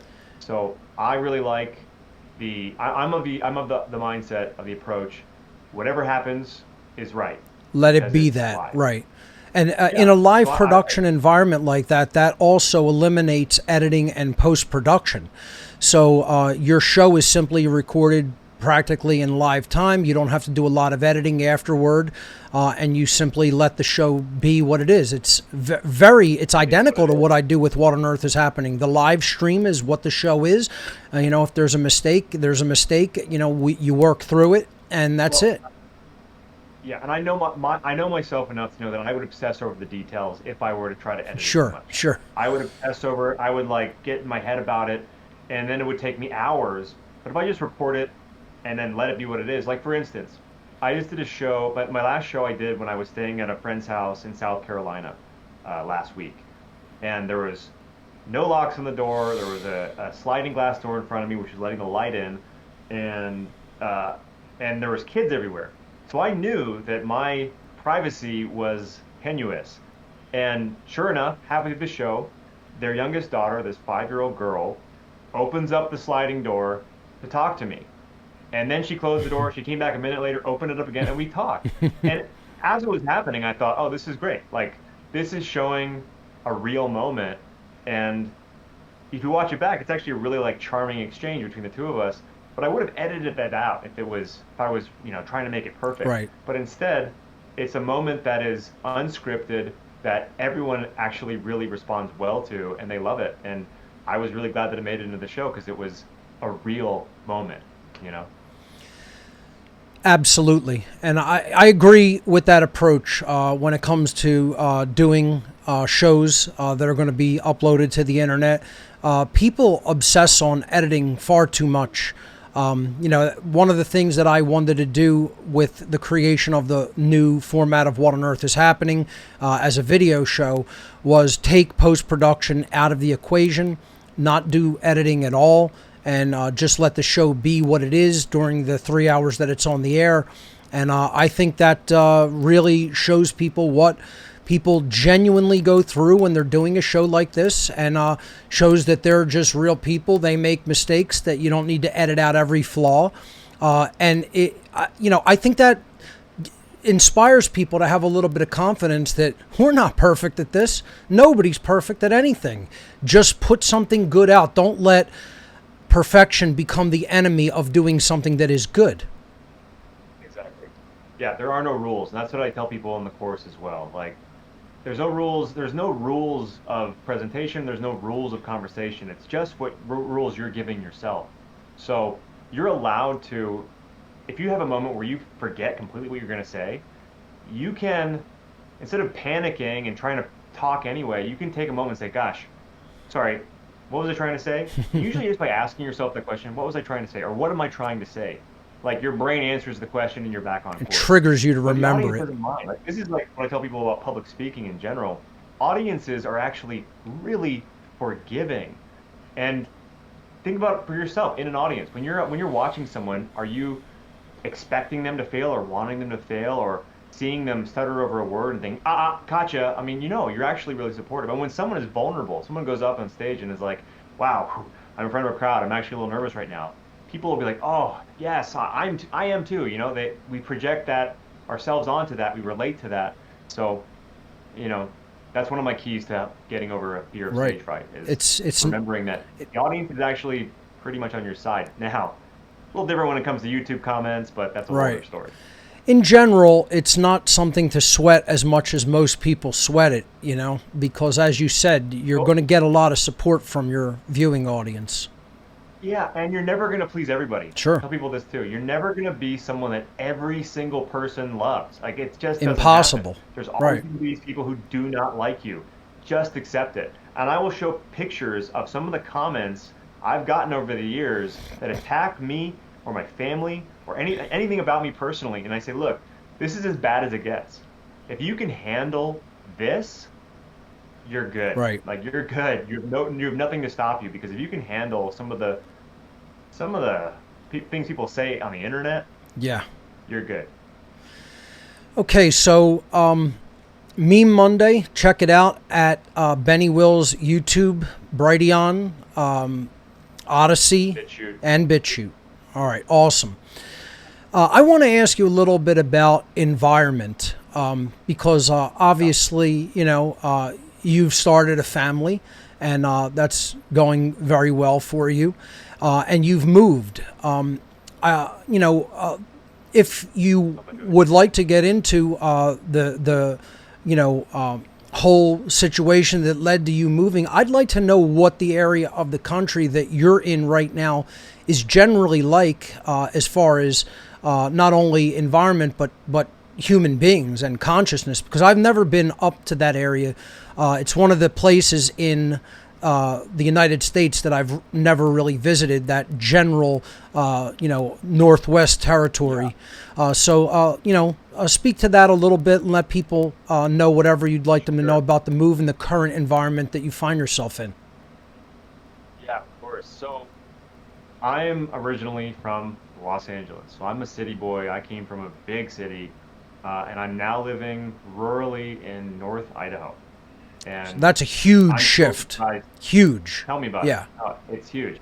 And it started in 2018 when Sonia and I were still dating. And when I first met her, I basically told her, like, I'm out the door. there's no future for me in LA. There's no future for me in Hollywood. I got to get out of here. And after about a year, she kind of came around to the same idea on her own. Thankfully, it wasn't me pressuring her.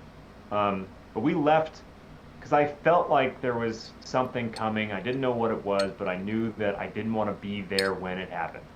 So we left in 2018, luckily, and we lived in a travel trailer for almost 2 years, just kind of just trusting ourselves and trusting the path in front of us, and we somehow made our way to North Idaho, which is a beacon for freedom. There's a lot of great people up here. There is a tendency towards like right-wing Trump supporting, like the Republican side of things.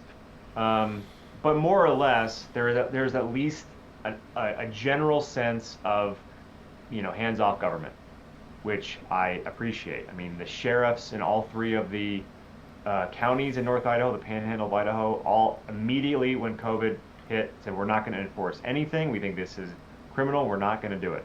And I like being in a place where the sheriffs can at least see that. So yeah, we've been developing a really great community up here and a really great network of people. A lot of current and former YouTubers live up here, which is an interesting thing, and we all sort of found our way here independently of each other, which is also interesting. But yeah, I mean, we certainly feel like we're in a pocket of reality here that is more or less, not as influenced by the mainstream. That said, there was still like a pride parade in Coeur d'Alene yesterday that created a lot of tension. So there's still there's still, we're not unaffected completely, but it's a cool place and it's really beautiful here, and we certainly like the friends that we've made in the area a lot. That's good. That's radically different than, cities on the East Coast like where I live, which is a just leftist cesspool at this point.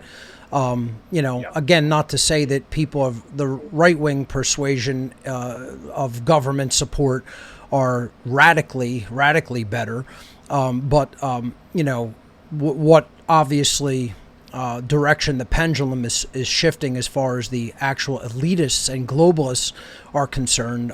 They're certainly trying to leverage and take advantage of the leftist pandemonium that really is going on in the minds of the political left.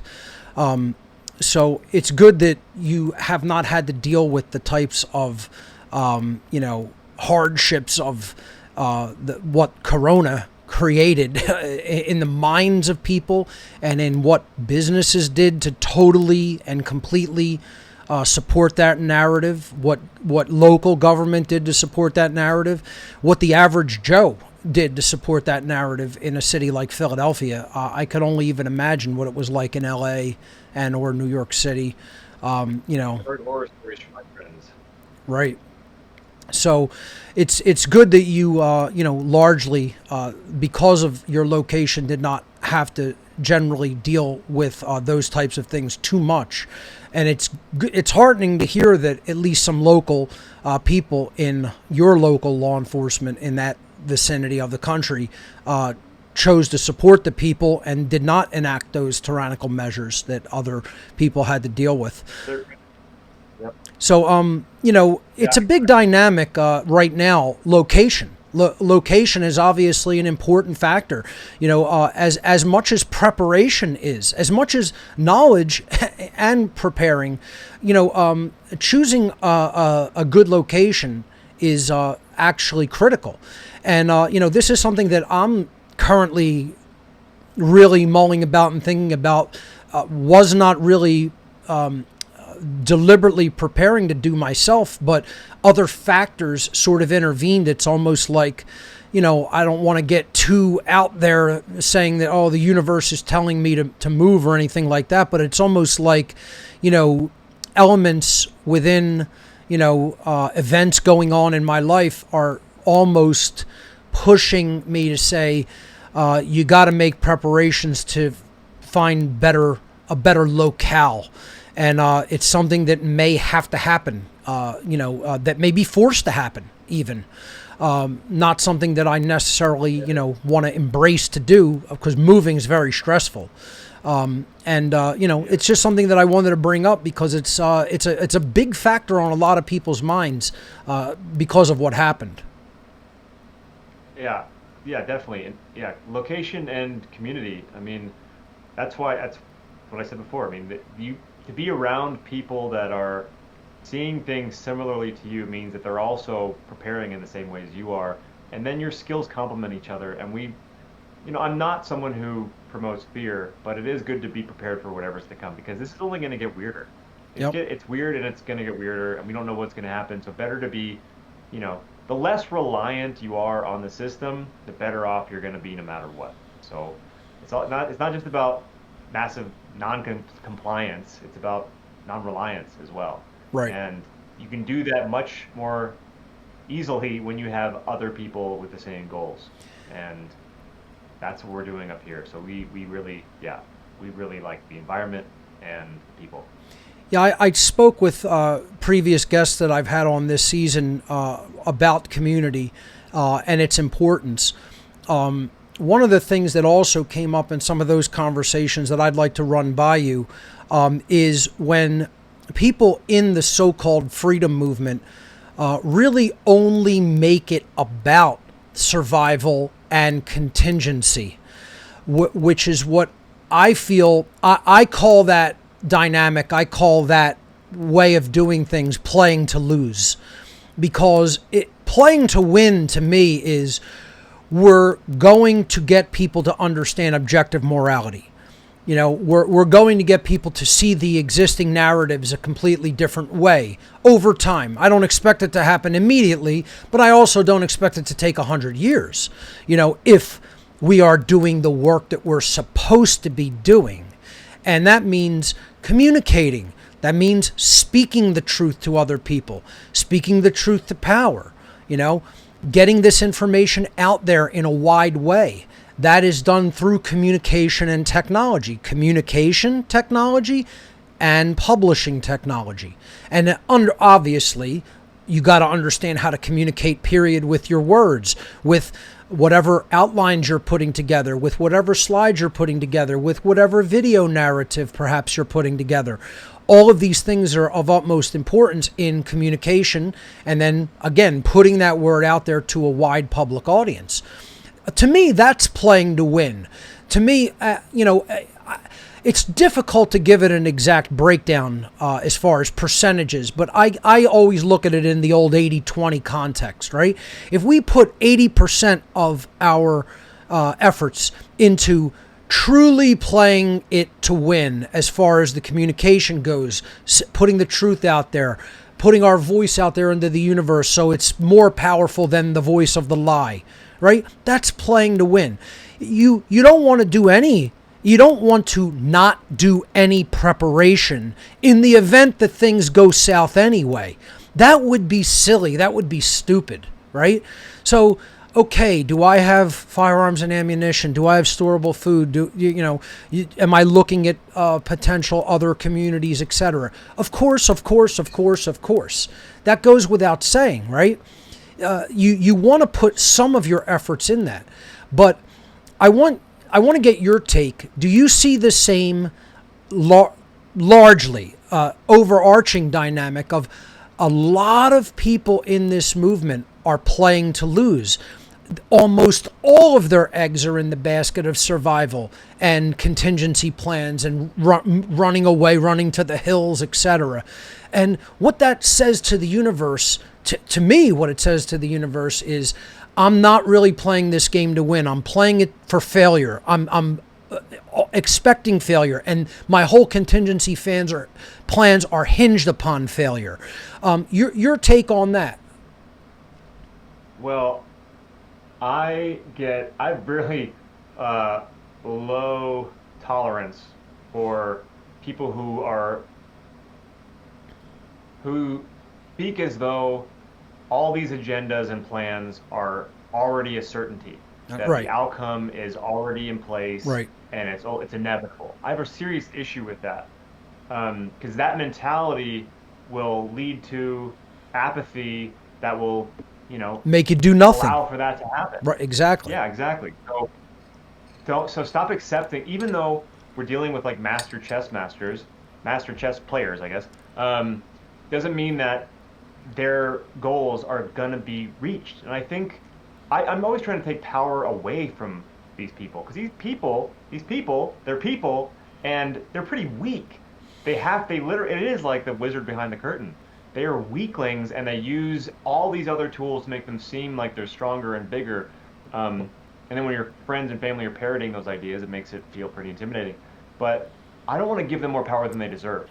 I would say And that yeah, they're they physically have weak. game They're plans. they're physically weak, certainly. They're not strong, powerful people that are going to come and do violent things to people. They have henchmen that they have mind controlled to go and do those violent things to other people.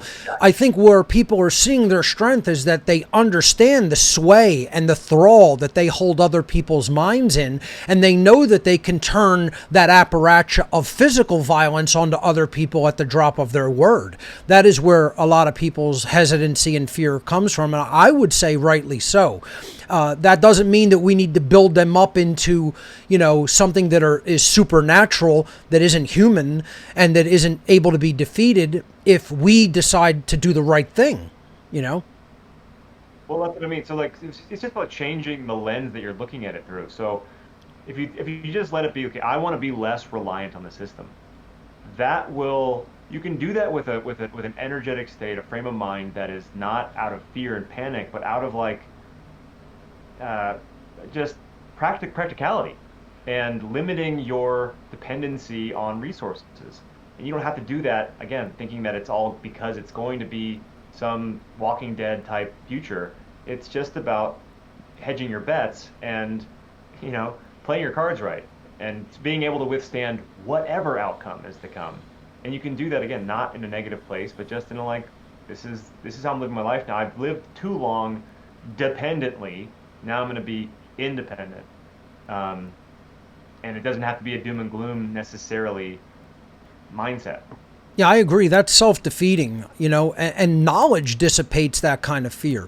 Like I don't really live in trepidation and fear over, collapse and what might happen and et cetera.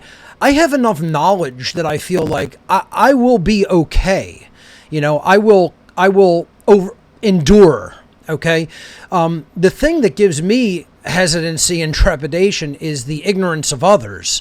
That's the thing that is the most bothersome to me, is realizing how much people simply do not know, and that the knowledge gap appears to be widening instead of closing. And that's what my work is to try to close that knowledge divide that has become a chasm, with teaching people the things that I teach them on What on Earth is Happening.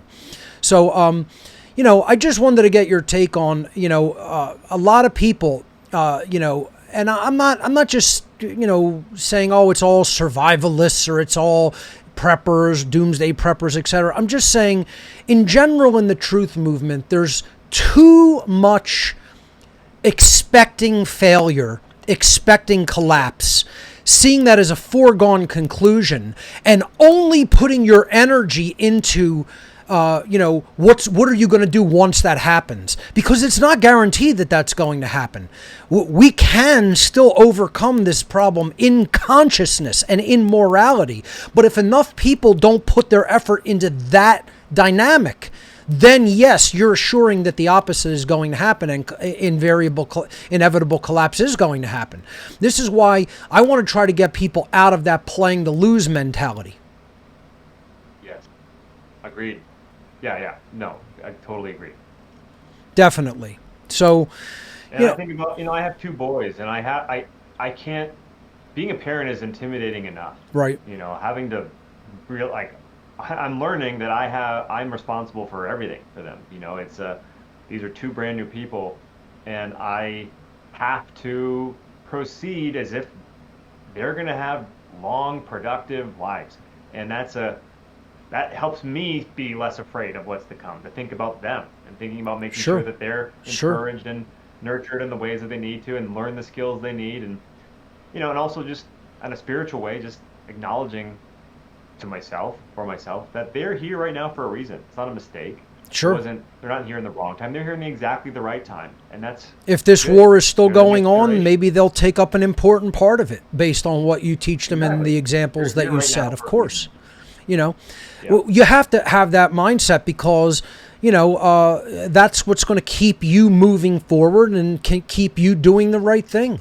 You know, we have to avoid total doom defeatist attitude. That's not going to help anybody, and that's not going to inspire you to take right action or anyone else to take right action. And again, it may look bleak, and I'm a realist. I'm not a wild-eyed New Age optimist by any stretch of the human imagination. But, you know, I've never sat and told people, just do nothing, it's over. You know, that's not going to help anybody in any way. You know, we have to push forward with our will, and it's still conquerable. It's still able to be overcome. If I thought that we couldn't conquer this situation of the current human condition, if I thought we couldn't improve it, we couldn't move past it, we couldn't, eventually endure and evolve, I wouldn't be doing this show anymore, folks. The day that I say I'm done permanently is the day, you know, I've said, yeah, we can't win. Okay, you haven't seen that happen yet. I need to take hiatuses for my benefit, my health sometimes, you know, as everyone does. But I haven't given up the fight. I'm still doing shows. I'm still doing presentations. I'm still doing seminars, you know, and, other people who haven't given up the fight, like Benny, they're out there doing that as well. You know, they're still giving of their effort, and they know that it can be turned around still at this late hour. It's a matter of what will we all do? What will you do? You know, that's the question that you got to ask. You know, you got to ask yourself, what is my purpose? What am I going to do about it? How am I going to go about doing that about it? Do I need knowledge? Do I need skills? And then go about and acquire that knowledge and acquire those skills. And then you could do anything that you set your mind to. You know, it is possible. Is it difficult? Yes, it's going to be difficult. Yes, from where we're at, it's going to be difficult. It's going to be a lot of effort. If you're not interested in making effort, then go sit down and do nothing. But, you know, I'm not going to lie to people and tell you it's not going to be an effort. It's going to be an effort. It can be difficult sometimes. Is it able to be done? Yes, it is. With willpower, absolutely it is. And, as an aside to this, look at Benny's last name, Wills. Right? Yes, he wills it to happen. You know, the thalamic word of all power is right there in Benny's name. You know. I'm glad you pointed that out because I use my own name as a pillar of strength for myself because wills implies not only strength but manifestation. That's right. Will something to be, and also, you know, having the courage and the willpower to resist something.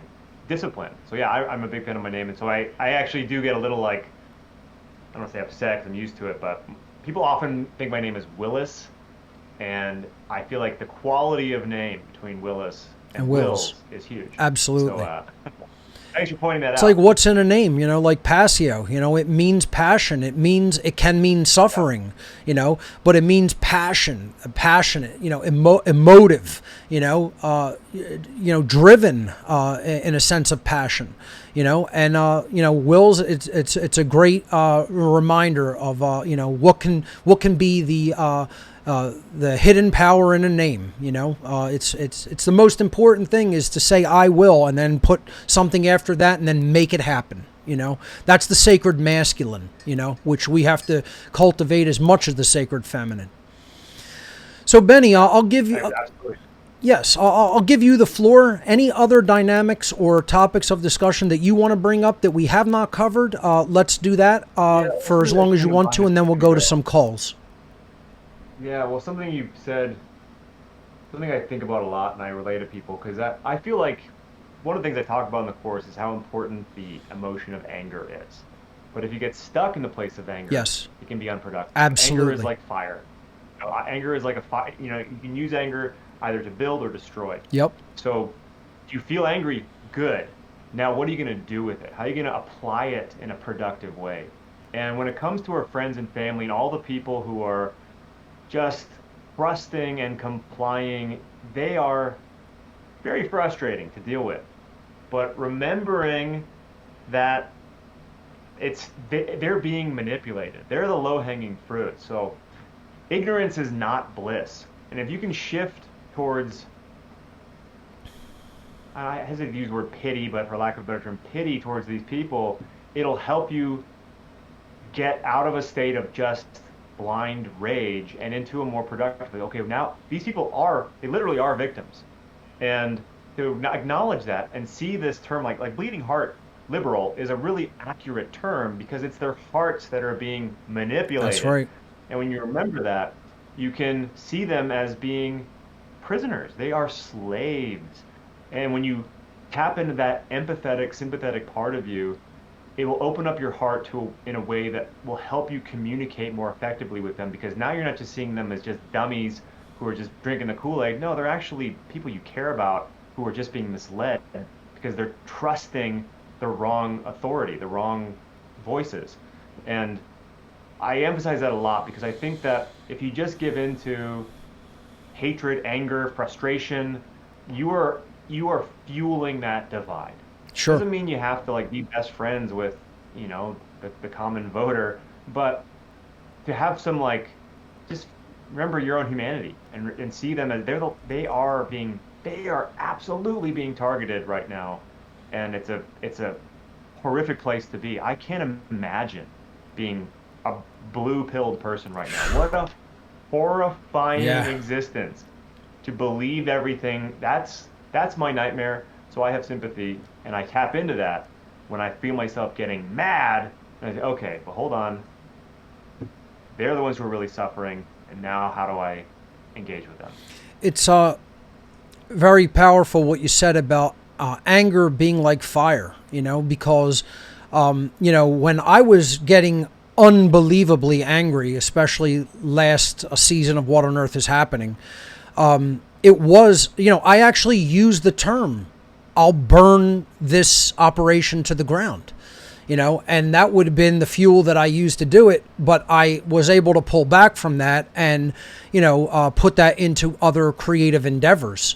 And it was difficult. It was difficult because what was going on in my life, obviously not only losing a former partner in my life, but then immediately afterward with really no time for, dealing with the loss and mourning of that situation, immediately then going into the whole lockdown scenario of the COVID-19 nonsense. And that set me off quite a bit, especially because I've been warning people for so long about the potentiality of something like this occurring.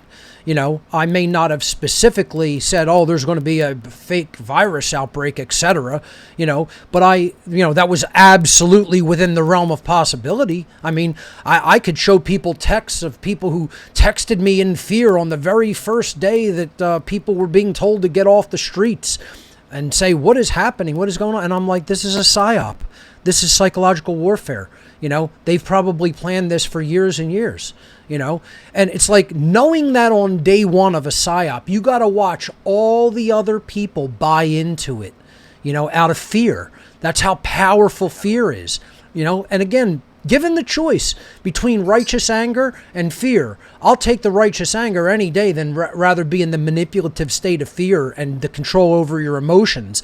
However, it is very true. You can't let that burn the house down either. You got to use it to do something productive. That is what the whole, my whole presentation, Sacred Gift of Anger, was all about. So, and again, that's part of the sacred masculine dynamic. So, Benny, thank you for bringing that up. And, I just wanted to add that as an addendum to that. Yes, go ahead. Absolutely, yeah. It's good to be angry. I encourage people to get angry if you're not angry, because apathy will keep you stuck. But you used a clip from the Avengers in the presentation I saw you give at Anarchadelphia a few years ago, and you used the Hulk, and you said, that's my secret. I'm always angry. Right. And I use the Hulk as an analogy. That's why I have him there. That's the Hulk action figure that I've had since 1991. But I think it's a great metaphor, and I use it in the class. Like if you're stuck in anger, think about how uninteresting the character of the Incredible Hulk is. If he was always the angry Hulk. That's right. Right. You need Bruce Banner to counter it. That's right. Bruce Banner dealing with his his turning into the Hulk to make it an interesting. That's what makes the Hulk interesting. But if it was just the Green Monster, dull, forgettable. But it's his wrestling with it. It's how he has to control it that makes the Incredible Hulk and Bruce Banner a dynamic and interesting character. So I use that in my course as an example. Without a doubt. It's interesting in that Avengers movie that you learn that he can become the Hulk anytime he wants to utilize that power inside of him, but he doesn't let it completely consume him and be that all the time. So it was an interesting dynamic. It's one of the reasons I chose it for the end of the presentation, Sacred Gift of Anger. So, Benny... Get angry and then redistribute it. Absolutely. Use it as fuel. Don't let it consume you. Use it as fuel for something creative. So, Benny, I want you to tell people any of your main websites where they can find all of your work, where they can join Parhesia, anything else, and then we'll go to our callers. Trying to really simplify it recently. That's why I've created some really simple websites for people. If you want to get on my meme mailing list, which is also just my mailing list, it's bennymemes.com, and that's how you get the batch of memes that I show off in my show every Monday. You'll get that in your inbox on Tuesday. So it's an easy way to get between 90 and 100 memes every single week that you can either utilize on social media or just share with friends or store on your hard drive, whatever. But if you want the memes, sign up for the mailing list. And for the course for Parhesia, it's bennysclass.com. That was the easiest way I could do it. Benny's Class. My name, BENNYS class.com. bennysclass.com. It's the easiest way to find out about Parhesia. Use the Great Work coupon code for a discount. And then, I usually say the YouTube channel because it's easy, youtube.com/BennyWills. But if you are determined to not watch on YouTube, you can find me on Brighteon, BitChute, Odyssey, just by typing in my name. And yeah, outside of that, bennywills.com. If you want to be a part of the meme show, you can email me memes@bennywills.com or just reach me with questions at benny@bennywills.com. Excellent. All right, let's go over to some callers, and again, if anybody has any questions or comments for anything that we talked about with Benny Wills today, you could join us via Discord. Let me get my screen set up properly here.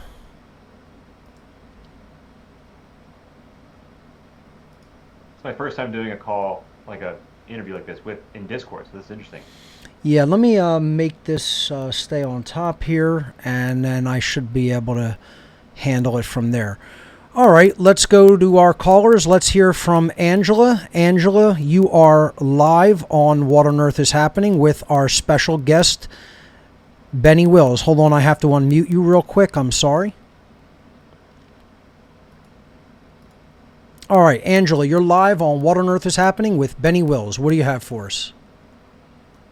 Hello, gentlemen. It's so nice to hear you today, and I'm glad that you're feeling better, Mark. Thank you. Can you hear me? Yes, you're coming in loud and clear. Thank you for that. Fantastic. Well, Benny, this is my first introduction to you, and I'm definitely going to be looking into your Memes Monday. I certainly want to look at Joy Camp. I think I've seen a few of them, but it's been probably several years. I've been doing a deep occult and esoteric dive lately, so some humor is definitely on my plate. I need to put another plate out for something to smile about. But I wanted to thank you for sharing what you're doing in your Parhesia class. Seems very interesting.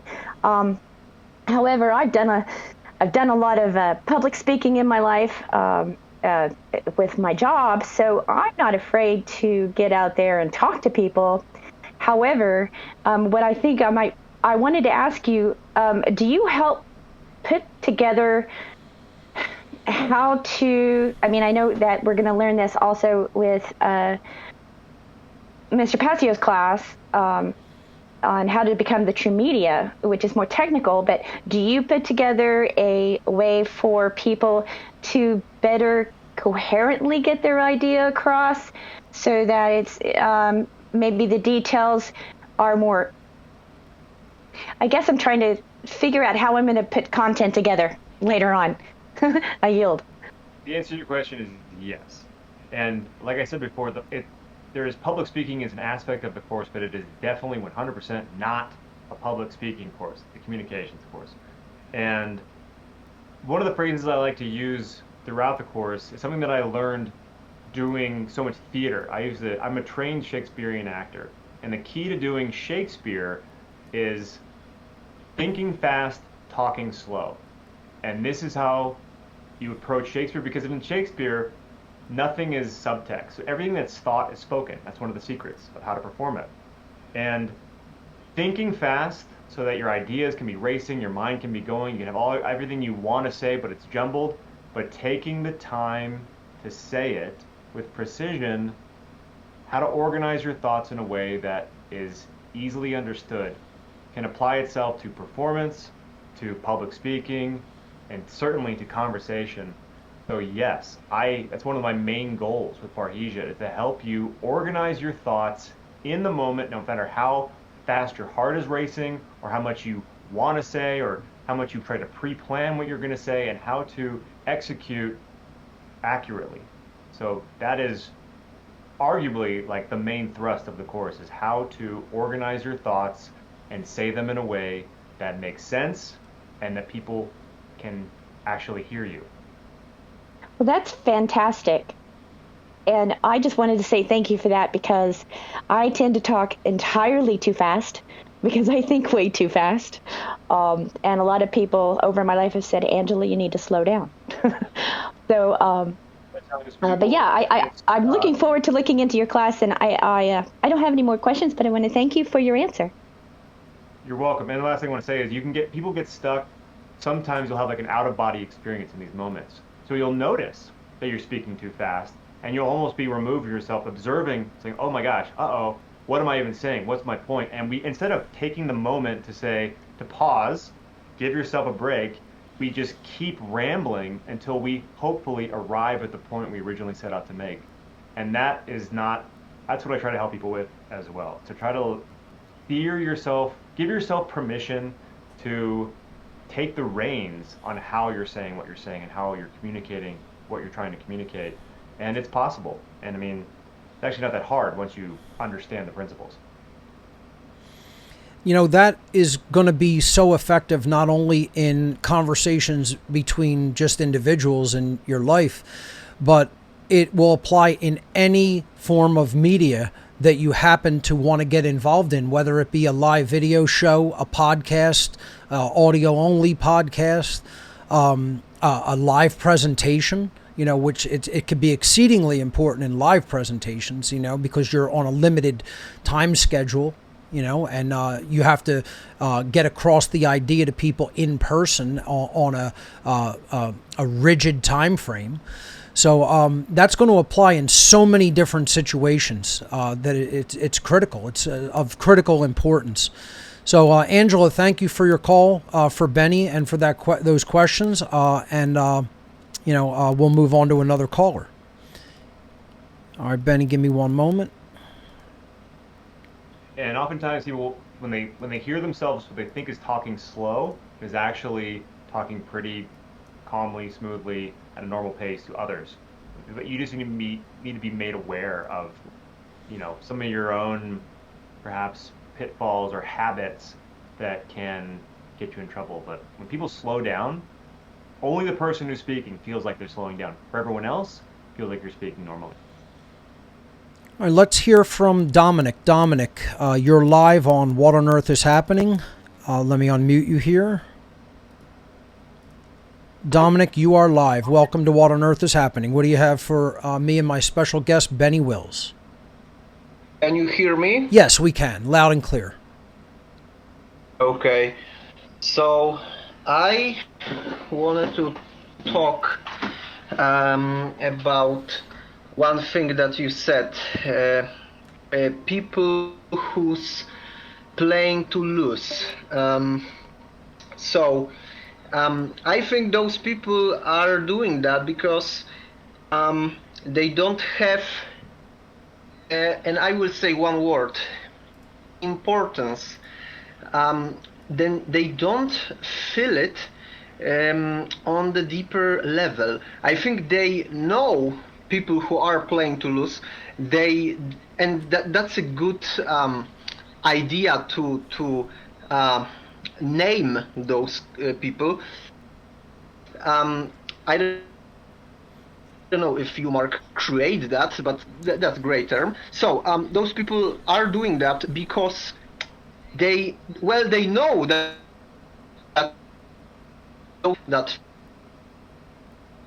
but they don't. This is my take on that. They don't feel it on the deeper level. For example, when we looking are at work of you, Mark, we see that this is important for you, and that's a correct way of doing great work. And people who know, but only on the theoretical level.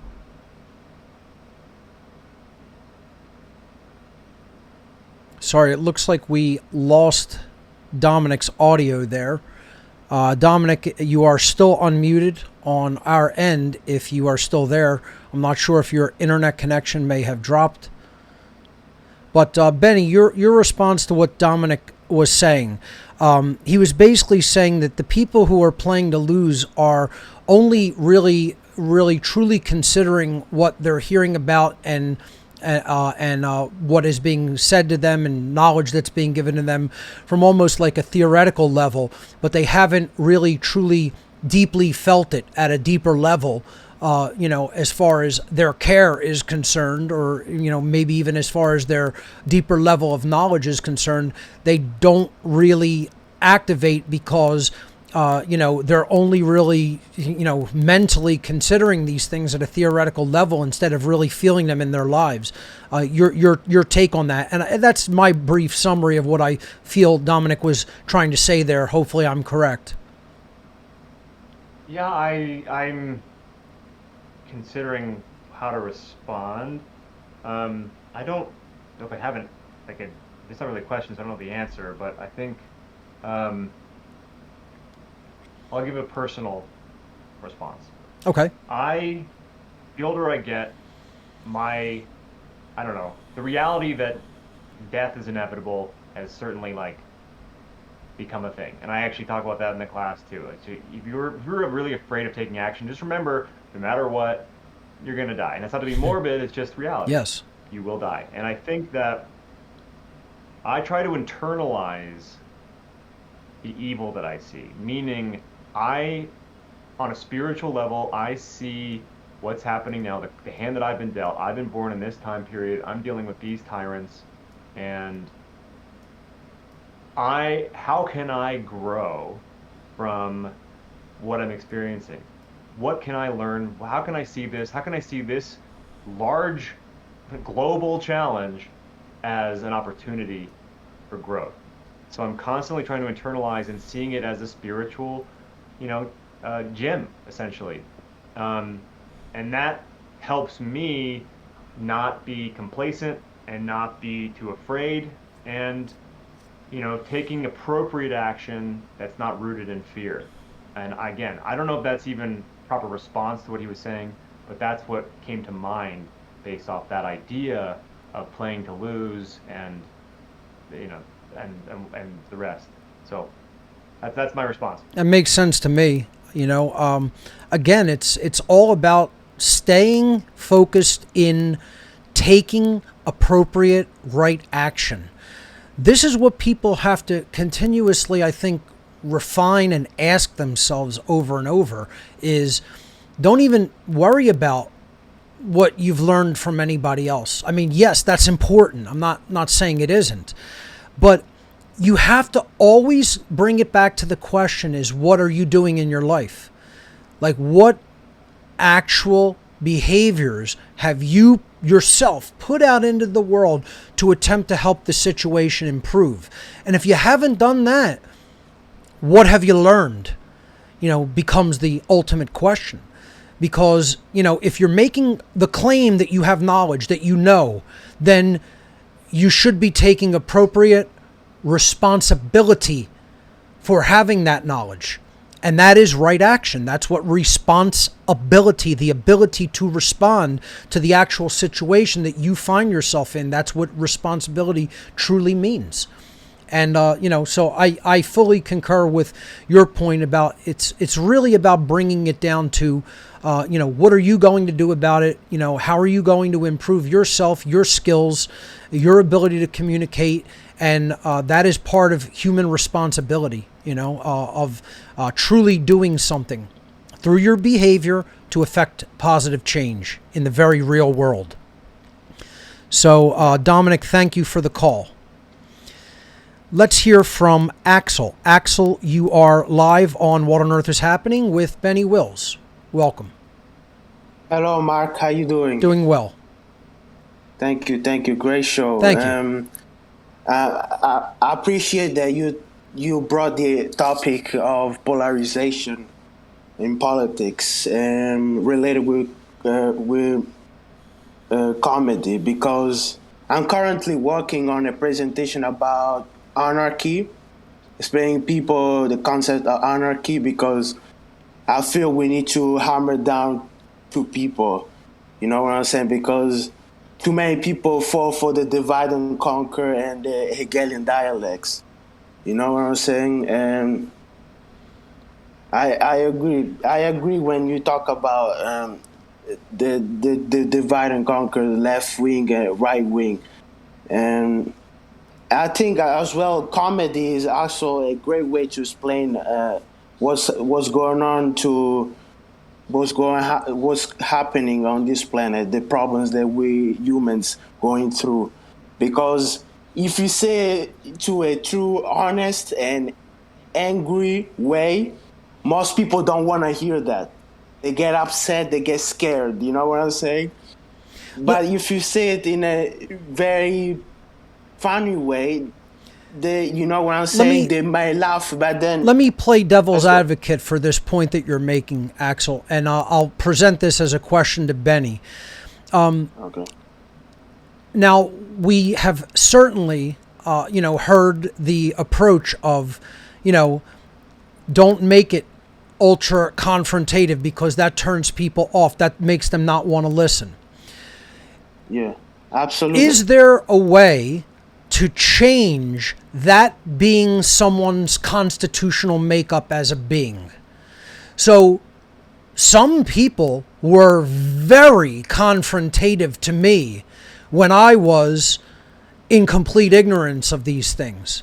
They weren't very nice, and it didn't have that effect on me. It may have for a time, but I was the kind of person that was able to hear caustic verbiage from other people and not immediately dismiss what they were saying, the content. So I personally do not feel that that is human nature. A lot of people will say that that is human nature, that people just don't want to hear confrontative verbiage. I feel that people have been socially engineered to be that way and can be socially engineered to not be that way if enough people turn their attention to that task. Your take on that? Well, I agree, and I'm the same kind of person. I've been baffled for my entire life why more people aren't willing to question everything. It just depends. The key in communication more than anything is authenticity. So I offer tips and tricks and ideas and strategies, but the number one most important thing is you being yourself. Authenticity. I agree. And Yeah. that comes from self-confidence, which is why I focus so much on self-confidence. And every person you're going to talk to is different. The context of your relationship is always going to be different. So having one strategy for every person might not be the best. But if you are malleable, if you are confident in who you are and not worried so much about what they're thinking about you, but if you're focusing on them and focusing on, helping essentially and listening, you can read the room and know what your parameters are. And sometimes the situation presents itself where you do get that sort of confrontational and you're telling one person, but what you're saying is not for that person. It's for everybody else Right. who's listening. It just depends. It's But not a again, that comes from the one-size-fits-all dexterity. approach. Right. Yeah. It's being present. It's being in the moment and understanding what you're working with. And that is why I like Mark's way to speak when he says the straight shit to the people, because people are too soft. You know what I'm saying? And that is why I like also, I really liked George Carlin way as well. He was very funny, great comedian, very aware of what was happening at this time. And sometimes he was very funny when he say it, but sometimes he was angry Right. and you could see him upset. He could be for harsh. people, ignorance. Yeah, he could be. He Harsh, could go yeah. either way. He could be harsh. He could be very funny with people. And again, it's not a one-size-fits-all approach. It's an adaptive approach depending on the room, who you're speaking to, etc. And that's why I say we need more content creators as well. Not everybody's going to approach everything the same way. Axel might reach people I can't. Benny might reach people Axel can't. You guys both might reach people I can't. You know, that's how it's going to work. You know, that's why we need more hands involved in the effort, you know, so that there's a multifaceted array of approaches and it's not just one size fits all approach. Absolutely. I agree. I have a question for you. Sorry. No, go ahead. Go ahead. Ask the question. Yeah. Yeah, I have a question for you. Was also George Carlin one of your influences for you to start comedy? Great. Yes. Absolutely. Was he? Oh. Absolutely. Oh yeah. Especially when I started being invited to perform at conferences, because I write poetry and I perform it, and it's not. I mean, I don't really like poetry, modern poetry anyway, but I think what I do is really well received. And I was trying to emulate George Carlin with that, like truth to power and filling a void, because there is no George Carlin right now. Yeah. That is sad. I like to say I was George Carlin meets Dr. Seuss when it came to what I did with performance. Wow. Benny, who were some of your other comedic influences? Well, I mean, especially in my 20s, I really gravitated towards George Carlin and Bill Hicks. When I was a kid, I mean, my sense of humor was really shaped by The Simpsons. Now, The Simpsons has gone full woke, full retard. I mean, I'm not encouraging anybody to watch The Simpsons, but my sense of humor as a kid was really shaped by watching like endless hours of Simpsons reruns when I was a kid. And The Simpsons was pretty funny the first 10 years it was on, so I'm okay saying that. Yeah. But that was like my major comedic influence. Shel Silverstein had a huge influence on me as a writer. And then, I don't know, I could probably think about a lot more, but those are the ones that come to mind. What Carlin, about Hicks, when I was older. modern comedians? Do you like anybody in particular today? Do you think anybody in particular is doing a good job? I'm a big fan of Owen Benjamin. He's a bit polarizing, and not everyone loves him, but I think he's really funny. He's also a friend of mine. Well, I do appreciate his ability to just make anything funny. But as far as right now, like I said, comedy is so barren. There is not much of a landscape for comedy, at least in the mainstream. Like, there's of course funny people everywhere, but currently, because the whole censoring community and I'm offended by everything community ruined comedy for the most part. Exactly, it's killed it. And I think the comedian's job, I really think the comedian's job is to speak truth to power. When you see a good stand-up routine, like a George Carlin routine, it's a heroic act. Right. You're sitting there not only laughing, going like, yeah, he's saying it, and that's what comedy should be. You know, a comedian's comedy anyway. I often wonder, we don't have that really the people in attendance when Carlin gave his live comedy shows, did they even understand he was talking about them? Did they even understand? Did they agree, or did they just think, oh, he comes up with just crazy shit to say? Like, did the people in attendance actually like what he was saying and agree with him? I think they agree. I think this is what gives me hope, because, and this is how you can find your way in with an NPC, is everyone feels like the system is broken in some way. They feel like they're being abused. You know, take advantage of the victim mentality. Take advantage of that. Everyone feels like they're a victim. Okay, so expose it. Like, poke a hole through it. Everyone feels like they're getting screwed in some way. Use that as your opening and tear it open and extrapolate it out. Because everyone at their core And that's the thing. Like, this is why they're being so manipulated, because at their core, they sense something's wrong. But it's their trust in authority that's leading them in the wrong direction. They're being told that it's you and me that are the problem. It's all that, it's division, it's lateral thinking instead of like seeing the hidden hand. But the impetus behind their frustration is more or less genuine and accurate. Absolutely. Yeah, I think. Yes, go ahead, Axel.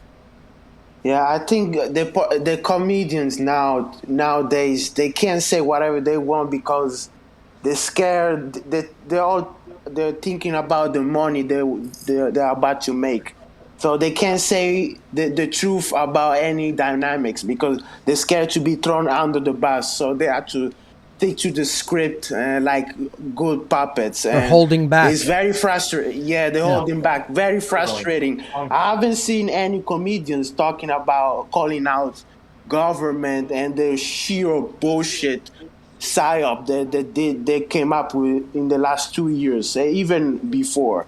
Besides George Carlin, and it takes a great amount of courage to be a comedian like you and who actually speaks the truth about what's happening because many people don't want that. They don't want to hear when you do comedy speaking about the truth of the dynamics that we're living under, which is sad. Ben, your response to that? Sorry, say again. It sounds like your audio's breaking up a bit. Hopefully that's not coming through over the air and it's just what I'm hearing. But Axel, I want to thank you for your call. Let's move on to another caller. All right, let's hear from Chris. Chris, you are live on What on Earth is Happening with my special guest, Benny Wills. Welcome. Hey, Mark, can you hear me? Yes, we can. All right, awesome. Yeah, you were talking about anger and comedy. And it seems like they're two diametrically opposed, but really they're not. And I like George Carlin too. I have one of his discs, and it's great to just listen to that. And when you hear him speaking the truth like that, and just like Benny said, yes, somebody's saying it. I was like that when I came across your work, Mark, and Rose's work, and many of the others that I've, that are out there. But you guys are inspiration to me. I've recently actually gotten on top of posting my own videos. Awesome. On YouTube, on my own channel. I got like 11 out there now. In my own Discord server, and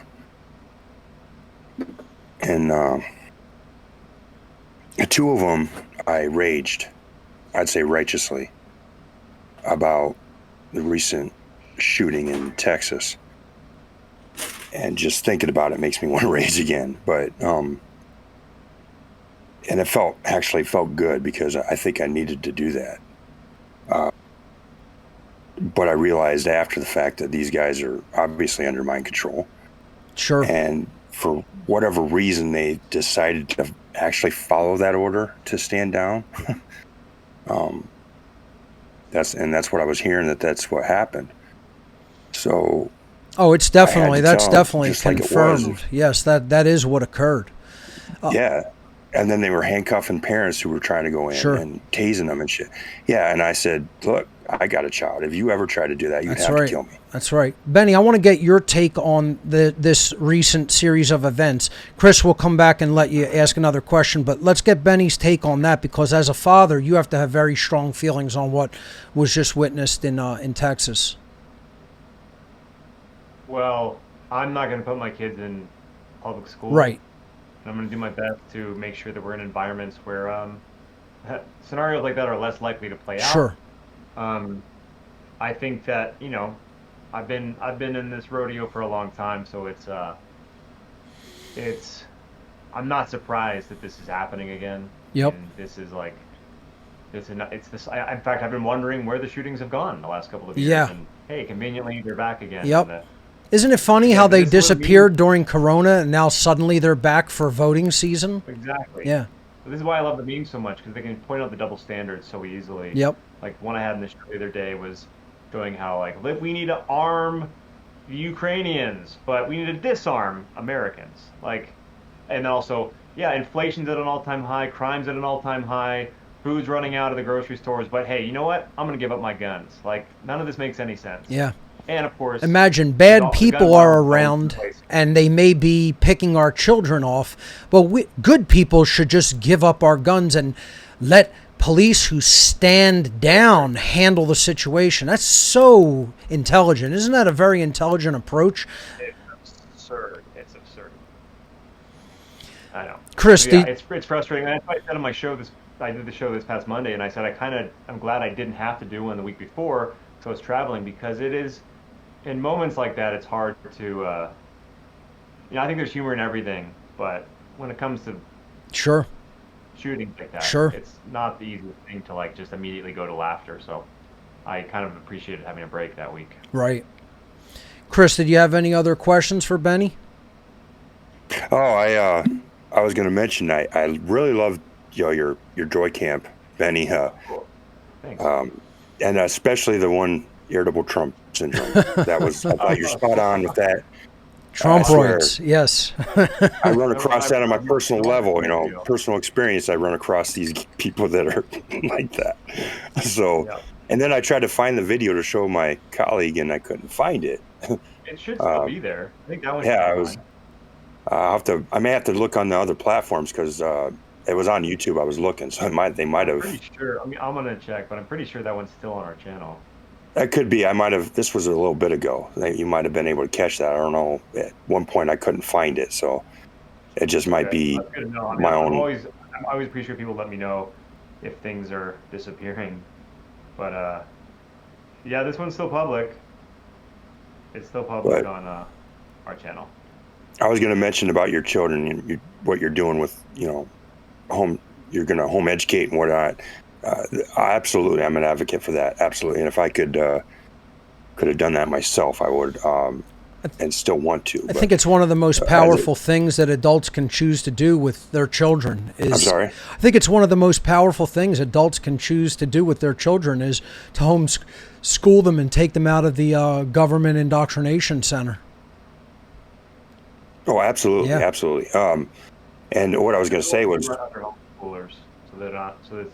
I mean, having a community of parents who do it together to actually get like a school environment is what we want. There's a lot of homeschoolers up here, and I think kids need to be around other kids. So I think going into it as a team with other parents is our goal.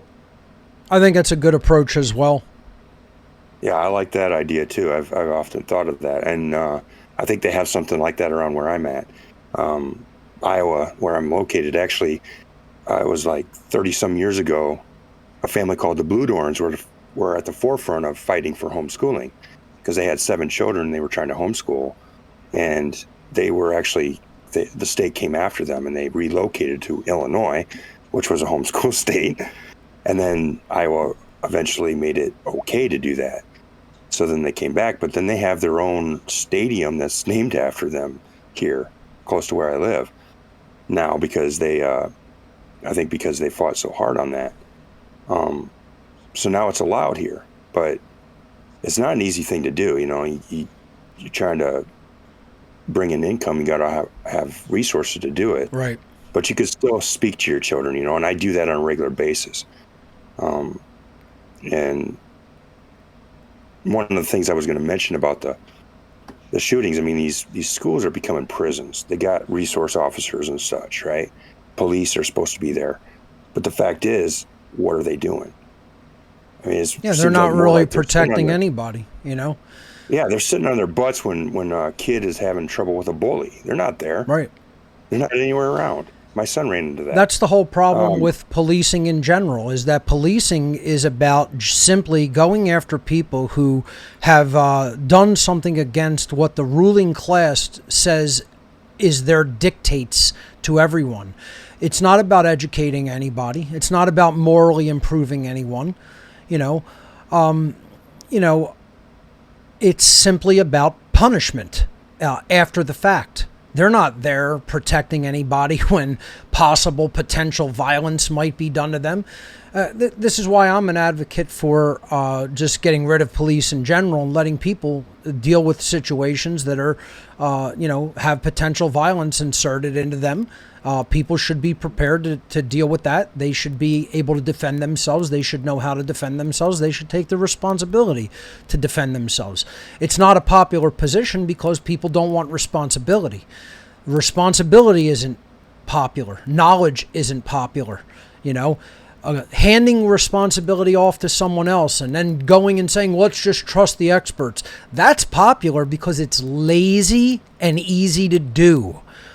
Being knowledgeable and having skill sets, that's hard to do because it takes time and learning and dedication and effort. And this is part of what's gone completely awry in our society. We're a society that wants the easy answers. We're a society that wants things provided to them like we're somehow owed things by other people. We're somehow entitled. It's an attitude of entitlement. It's an attitude of immediate gratification. And that's not how things really work in the real world, and people don't want to acknowledge that, that they want to think with their emotions, think with their feels, and then blame other people instead of taking responsibility, and when something goes wrong, acknowledging that's a failure at some point in the system and with people who are involved in it. And then people, all they approach it from is the perspective of, well, how will this get done? This utilitarian approach. Well, guess what? If there's a failure of effort, and there's a failure of knowledge, and there's a failure of care, and there's apathy, and there's ignorance, and there's laziness, things won't get done, and people would have to simply be comfortable with them not getting done. If somebody doesn't have the knowledge or the willpower to build a road, guess what? Roads don't get built. And oh well, you don't enslave people because roads don't get built. This is what the utilitarian wants to do. Well, we have to put this measure of violence and enslavement in place just so this gets done. No, we don't. Benny, your take on the whole idea of people in the modern world, their mindset of entitlement and not wanting to take personal responsibility and laziness and just generally what was said there. Yeah. Well, two things. One, I just got a message from a couple hours ago from when we first started, saying that my microphone was too low. Is that the case? You are loud enough? Up as loud as I can make your mic right now. Let me check that, okay. But I will almost certainly attest. I hope it's been audible. I mean, people have been commenting and asking questions as if they've been hearing me, so that's good. But to respond to what you just said, yes. I can bump it over 100%. It was at 100, but I can bump it. So give me a moment. Well, as long as people have been hearing me, that's all that matters. But to your point, I agree. And I'm seeing it and understanding in real time. So I'm parent, sorry, I just also don't want the mic to peak and create digital distortion, but I think I've been able to bump it a bit. So let's try it now. Okay, yeah. Cool. Yeah, I hope it's fine. I mean, if no one's commented on it so far, that's good. But to your point about entitlement, yeah, I think this is part of the plan. I mean, they want everyone feeling like they deserve something for nothing. And I'm seeing it in real time being a parent. It's a parent's job to instill discipline and confidence in oneself and, knowing the rules of life. And when your kid is taken away, when your kid is, first of all, taught by the television and then put in public school where they're not taught to think for themselves, but rather to just take in what they're supposed to take in and then regurgitate and then, get in debt and et cetera, like it all creates the person that you're talking about. And it's up to the parent to take the initiative and curb that trap because it's everywhere. I mean, we're dealing with one big child abuse cult. Absolutely. And they're going to get you through the medicine, through the television, through the education, through the advertising, through the media. All of it is there to ensnare you, and you have to outwit it. I fully agree that we are dealing with a cult that is there to traumatize and damage children so that they turn into traumatized and damaged adults. That is exactly what we are dealing with. Very well said. And it's sad, but that is what parents' responsibility is to do, is to, as much as within their capability, to protect their children and ensure that they come through that gauntlet with their mind intact, their spirit intact, their emotions intact, etc., and not be put through that type of intense trauma that the system wants to see them put through, so that can continue to control them. So, Great points, Benny. Thank you for that. Let's hear from Steve. Steve, you are live on What on Earth is Happening with my special guest, Benny Wills. Greetings, gentlemen. How are you? Hope all is well. I'm pretty good. How are y'all doing? Not bad. Good. Yeah, I was just listening to y'all conversation about comedy, and I just wanted to input that Jim Brewer is doing great things now. If you guys remember him from Half Baked or some other movies. I'm somewhat familiar. I'm aware. Yes. I've been using clips of him in my show a few times. I've used Jim Brewer kind of giving like little monologues to his camera phone. And he certainly seems like he's snapping out of whatever and questioning things. Him and Rob Schneider both, which is fun to see. Yeah, I've definitely followed some of Rob Schneider's stuff that he's talked about since the whole Corona thing, went off. Wow, I haven't myself. Yeah, he's really, very, very aggressively and out in the open, just telling people the way it is. It's pretty inspiring, actually. Does he talk about the kid fuckers? Who? No, well, the pedo cult stuff. I don't know whether he gets into that stuff, but he's definitely talking about a lot of the incoherent inconsistencies of the whole Corona cult, for sure. Certainly been critical of vaccinations for a long time. Okay. But I want to bring up to Benny, have you seen the recent, health issue going on with Justin Bieber, who's a huge, celebrity? His face, right? He's getting like a droopy eye or something. It's allegedly some syndrome, but it's one of the syndromes that the so-called vaccines can definitely bring about. And he has paralysis on the right side of his face now. Yeah, that's awful. I don't know if you saw the video, but it's pretty disturbing, actually. I saw a picture. Yeah, I mean, a lot of that stuff, though, is just like kind of like rituals, too. I mean, who knows if he even has that condition? It's just to normalize it within us so we could accept it among ourselves. Well, I tend to think that he does, and they just don't want to acknowledge that this is from the shots. His girlfriend got a blood clot in her brain after taking it, and it's like all these blood clots, all these sudden deaths, these rare syndromes, neurological syndromes. There's no way this is all just coincidence, Benny, I'll ask you this. What would it take for people to finally stop making excuses and go, oh no, this is just some rare, wild, weird disease, and finally admit we screwed up, we let them tell us that this was safe, we let them pressure us, through fear and through fear of losing jobs, etc. And we've done harm to ourselves and others. We've done harm to ourselves and others.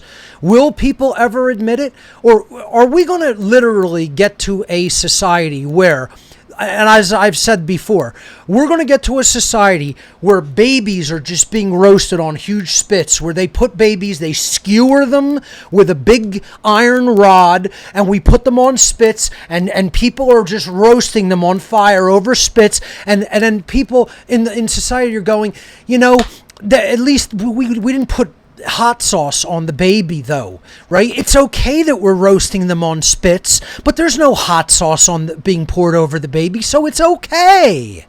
Are we going to get to that point, or is anything possibly going to trigger people saying, this isn't normal, and we screwed up, and we let them tell us to take something that's unimaginably harmful? Is that ever going to happen? It's already happening to certain degrees. I don't think there is any event, any circumstance, any detail, any fact that has the power to wake every single person up. It depends on the individual. So for instance, last summer when I was doing my second season of Parhesia, that was when the vaccine mandates were coming out and people's jobs were on the line. They were freaking out. And I was encouraging people, don't just write off your friends and family or people that you know who are getting the jab just because they're getting the jab. Doesn't mean that they're a lost cause. You watch. There's going to be such a repercussion from this. People are going to realize what's happening by getting the jab. And sure enough, in season 3 of my course, which started in January, I had a guy who has woken up because he got vaccinated. So it's already happening. It's happening to people already. Now, no matter I guess my question is how bad the media won't let us know who's actually snapping out of it. So how bad give me a scenario of how bad it would have to get for just about every person to say, like, will they have a line of 1-year-olds standing on the street and just blow their heads off? Boom, boom, boom, boom. Just go straight down the line of 1-year-old baby boys and girls and just blast their heads off with a 9mm. Would then people finally say the government is evil and these people are evil and the cops are evil who are doing this, who are listening to their orders to do it? Still be people who wouldn't believe it. Some people are so committed. So then they're so dogmatic with their belief in authority that they would still think that there was a justification. Right. So yeah. So I think let me ask you a question about those people then. What should good people, what should the response of good people be if it does get to that point and we still have people saying it's okay that those cops just blew all those 1-year-old babies' heads off? What should the response of humanity be? Well, if that's not enough to get you out of your seat and angry and motivated to take action, then I don't know what is. I mean, that's such a hypothetical. If it was that extreme, I think there would absolutely be an uprising. What's happening right now? I think that would be a tipping point for a lot of people. It's happening right now in my homeland. I mean, there's mass genocide. You know, the Ukrainian Nazis are just like blowing people up and like torturing people in the basement. I mean, the war in other countries doesn't have the same emotional impact on people. I mean, there was that great meme on my show the other day showing Chris Evans tweeting after this latest shooting, you know, effing enough, juxtaposed with a picture of him literally signing a missile for a soldier in Afghanistan.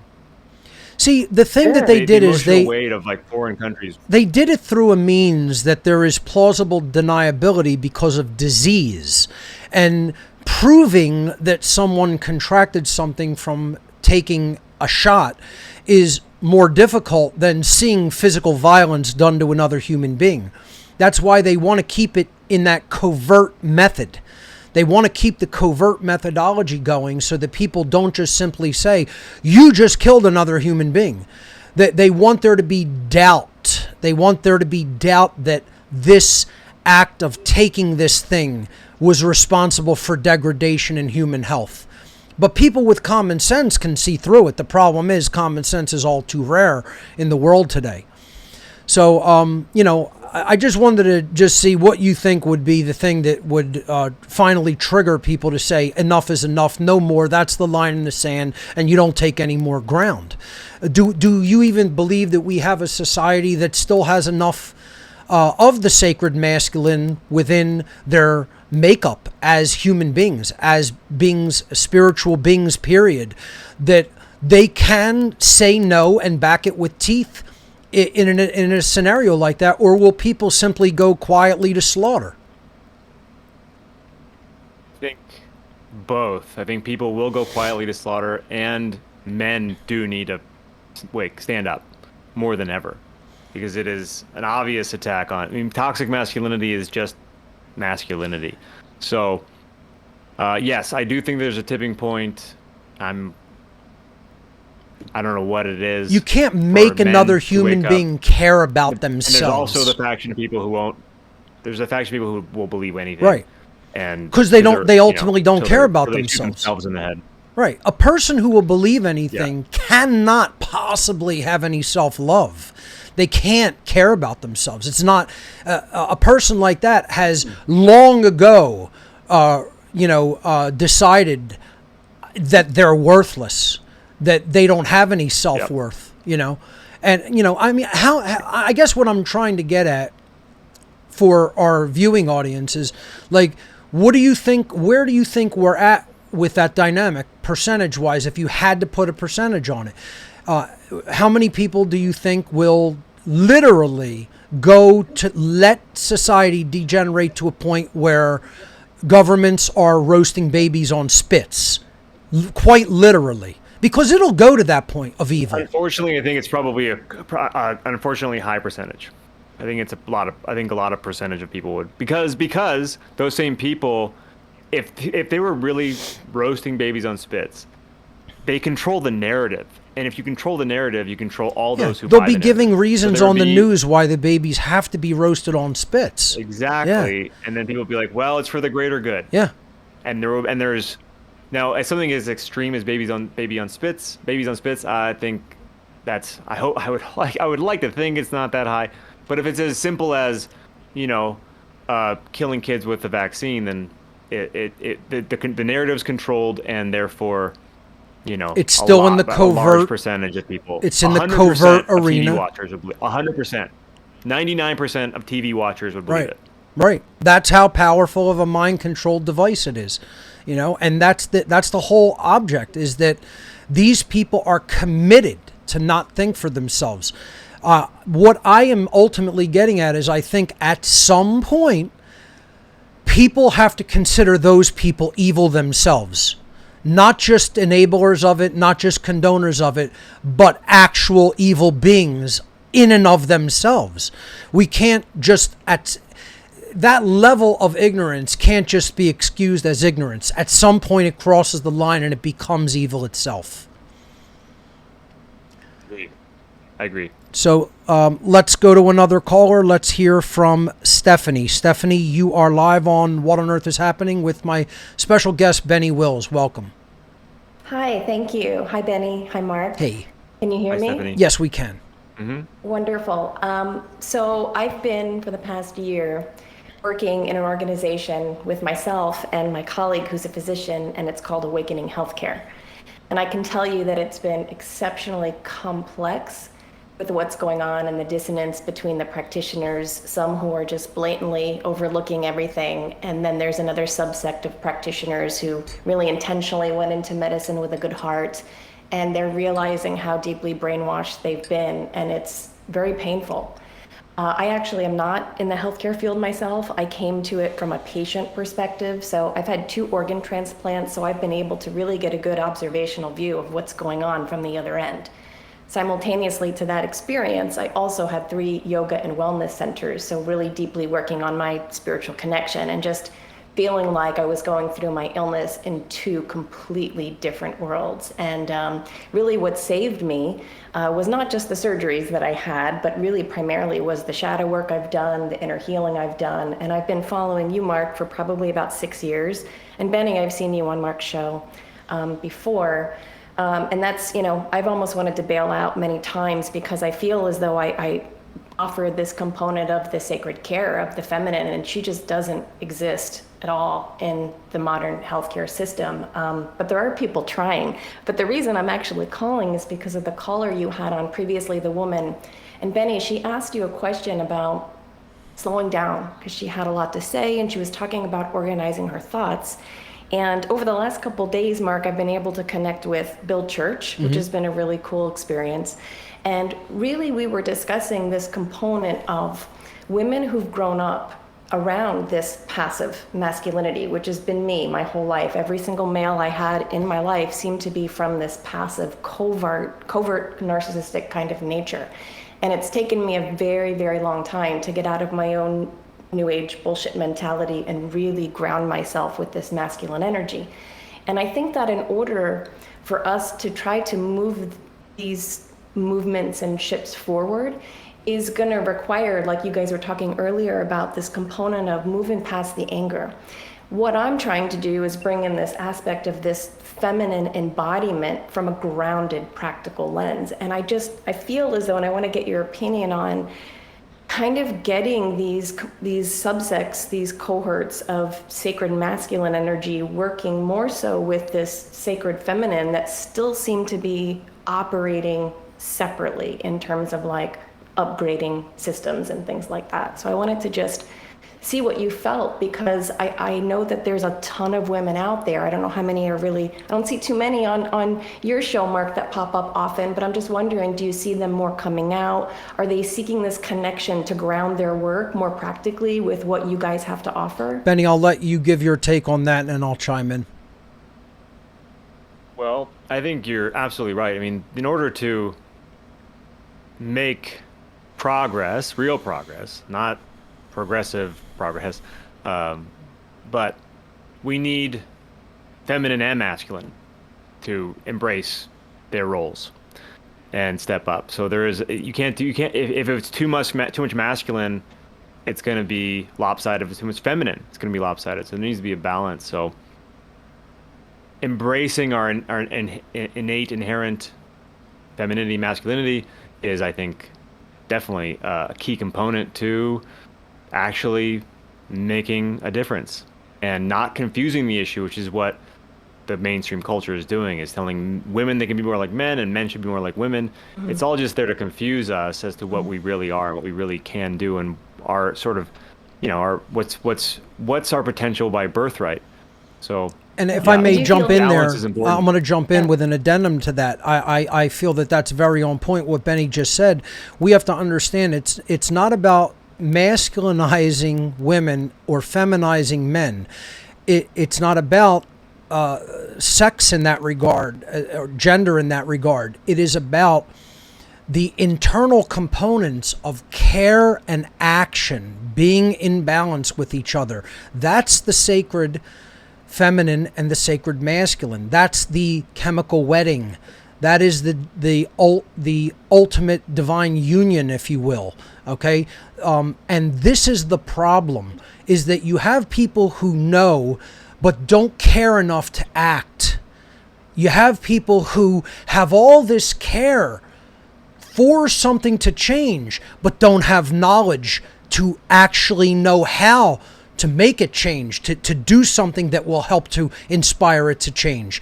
This is why people have to understand technology, because that's communication. That's how to get what's in your heart out through your mouth to other people's ears, And people don't want to learn things like that because they simply don't care enough to enact that.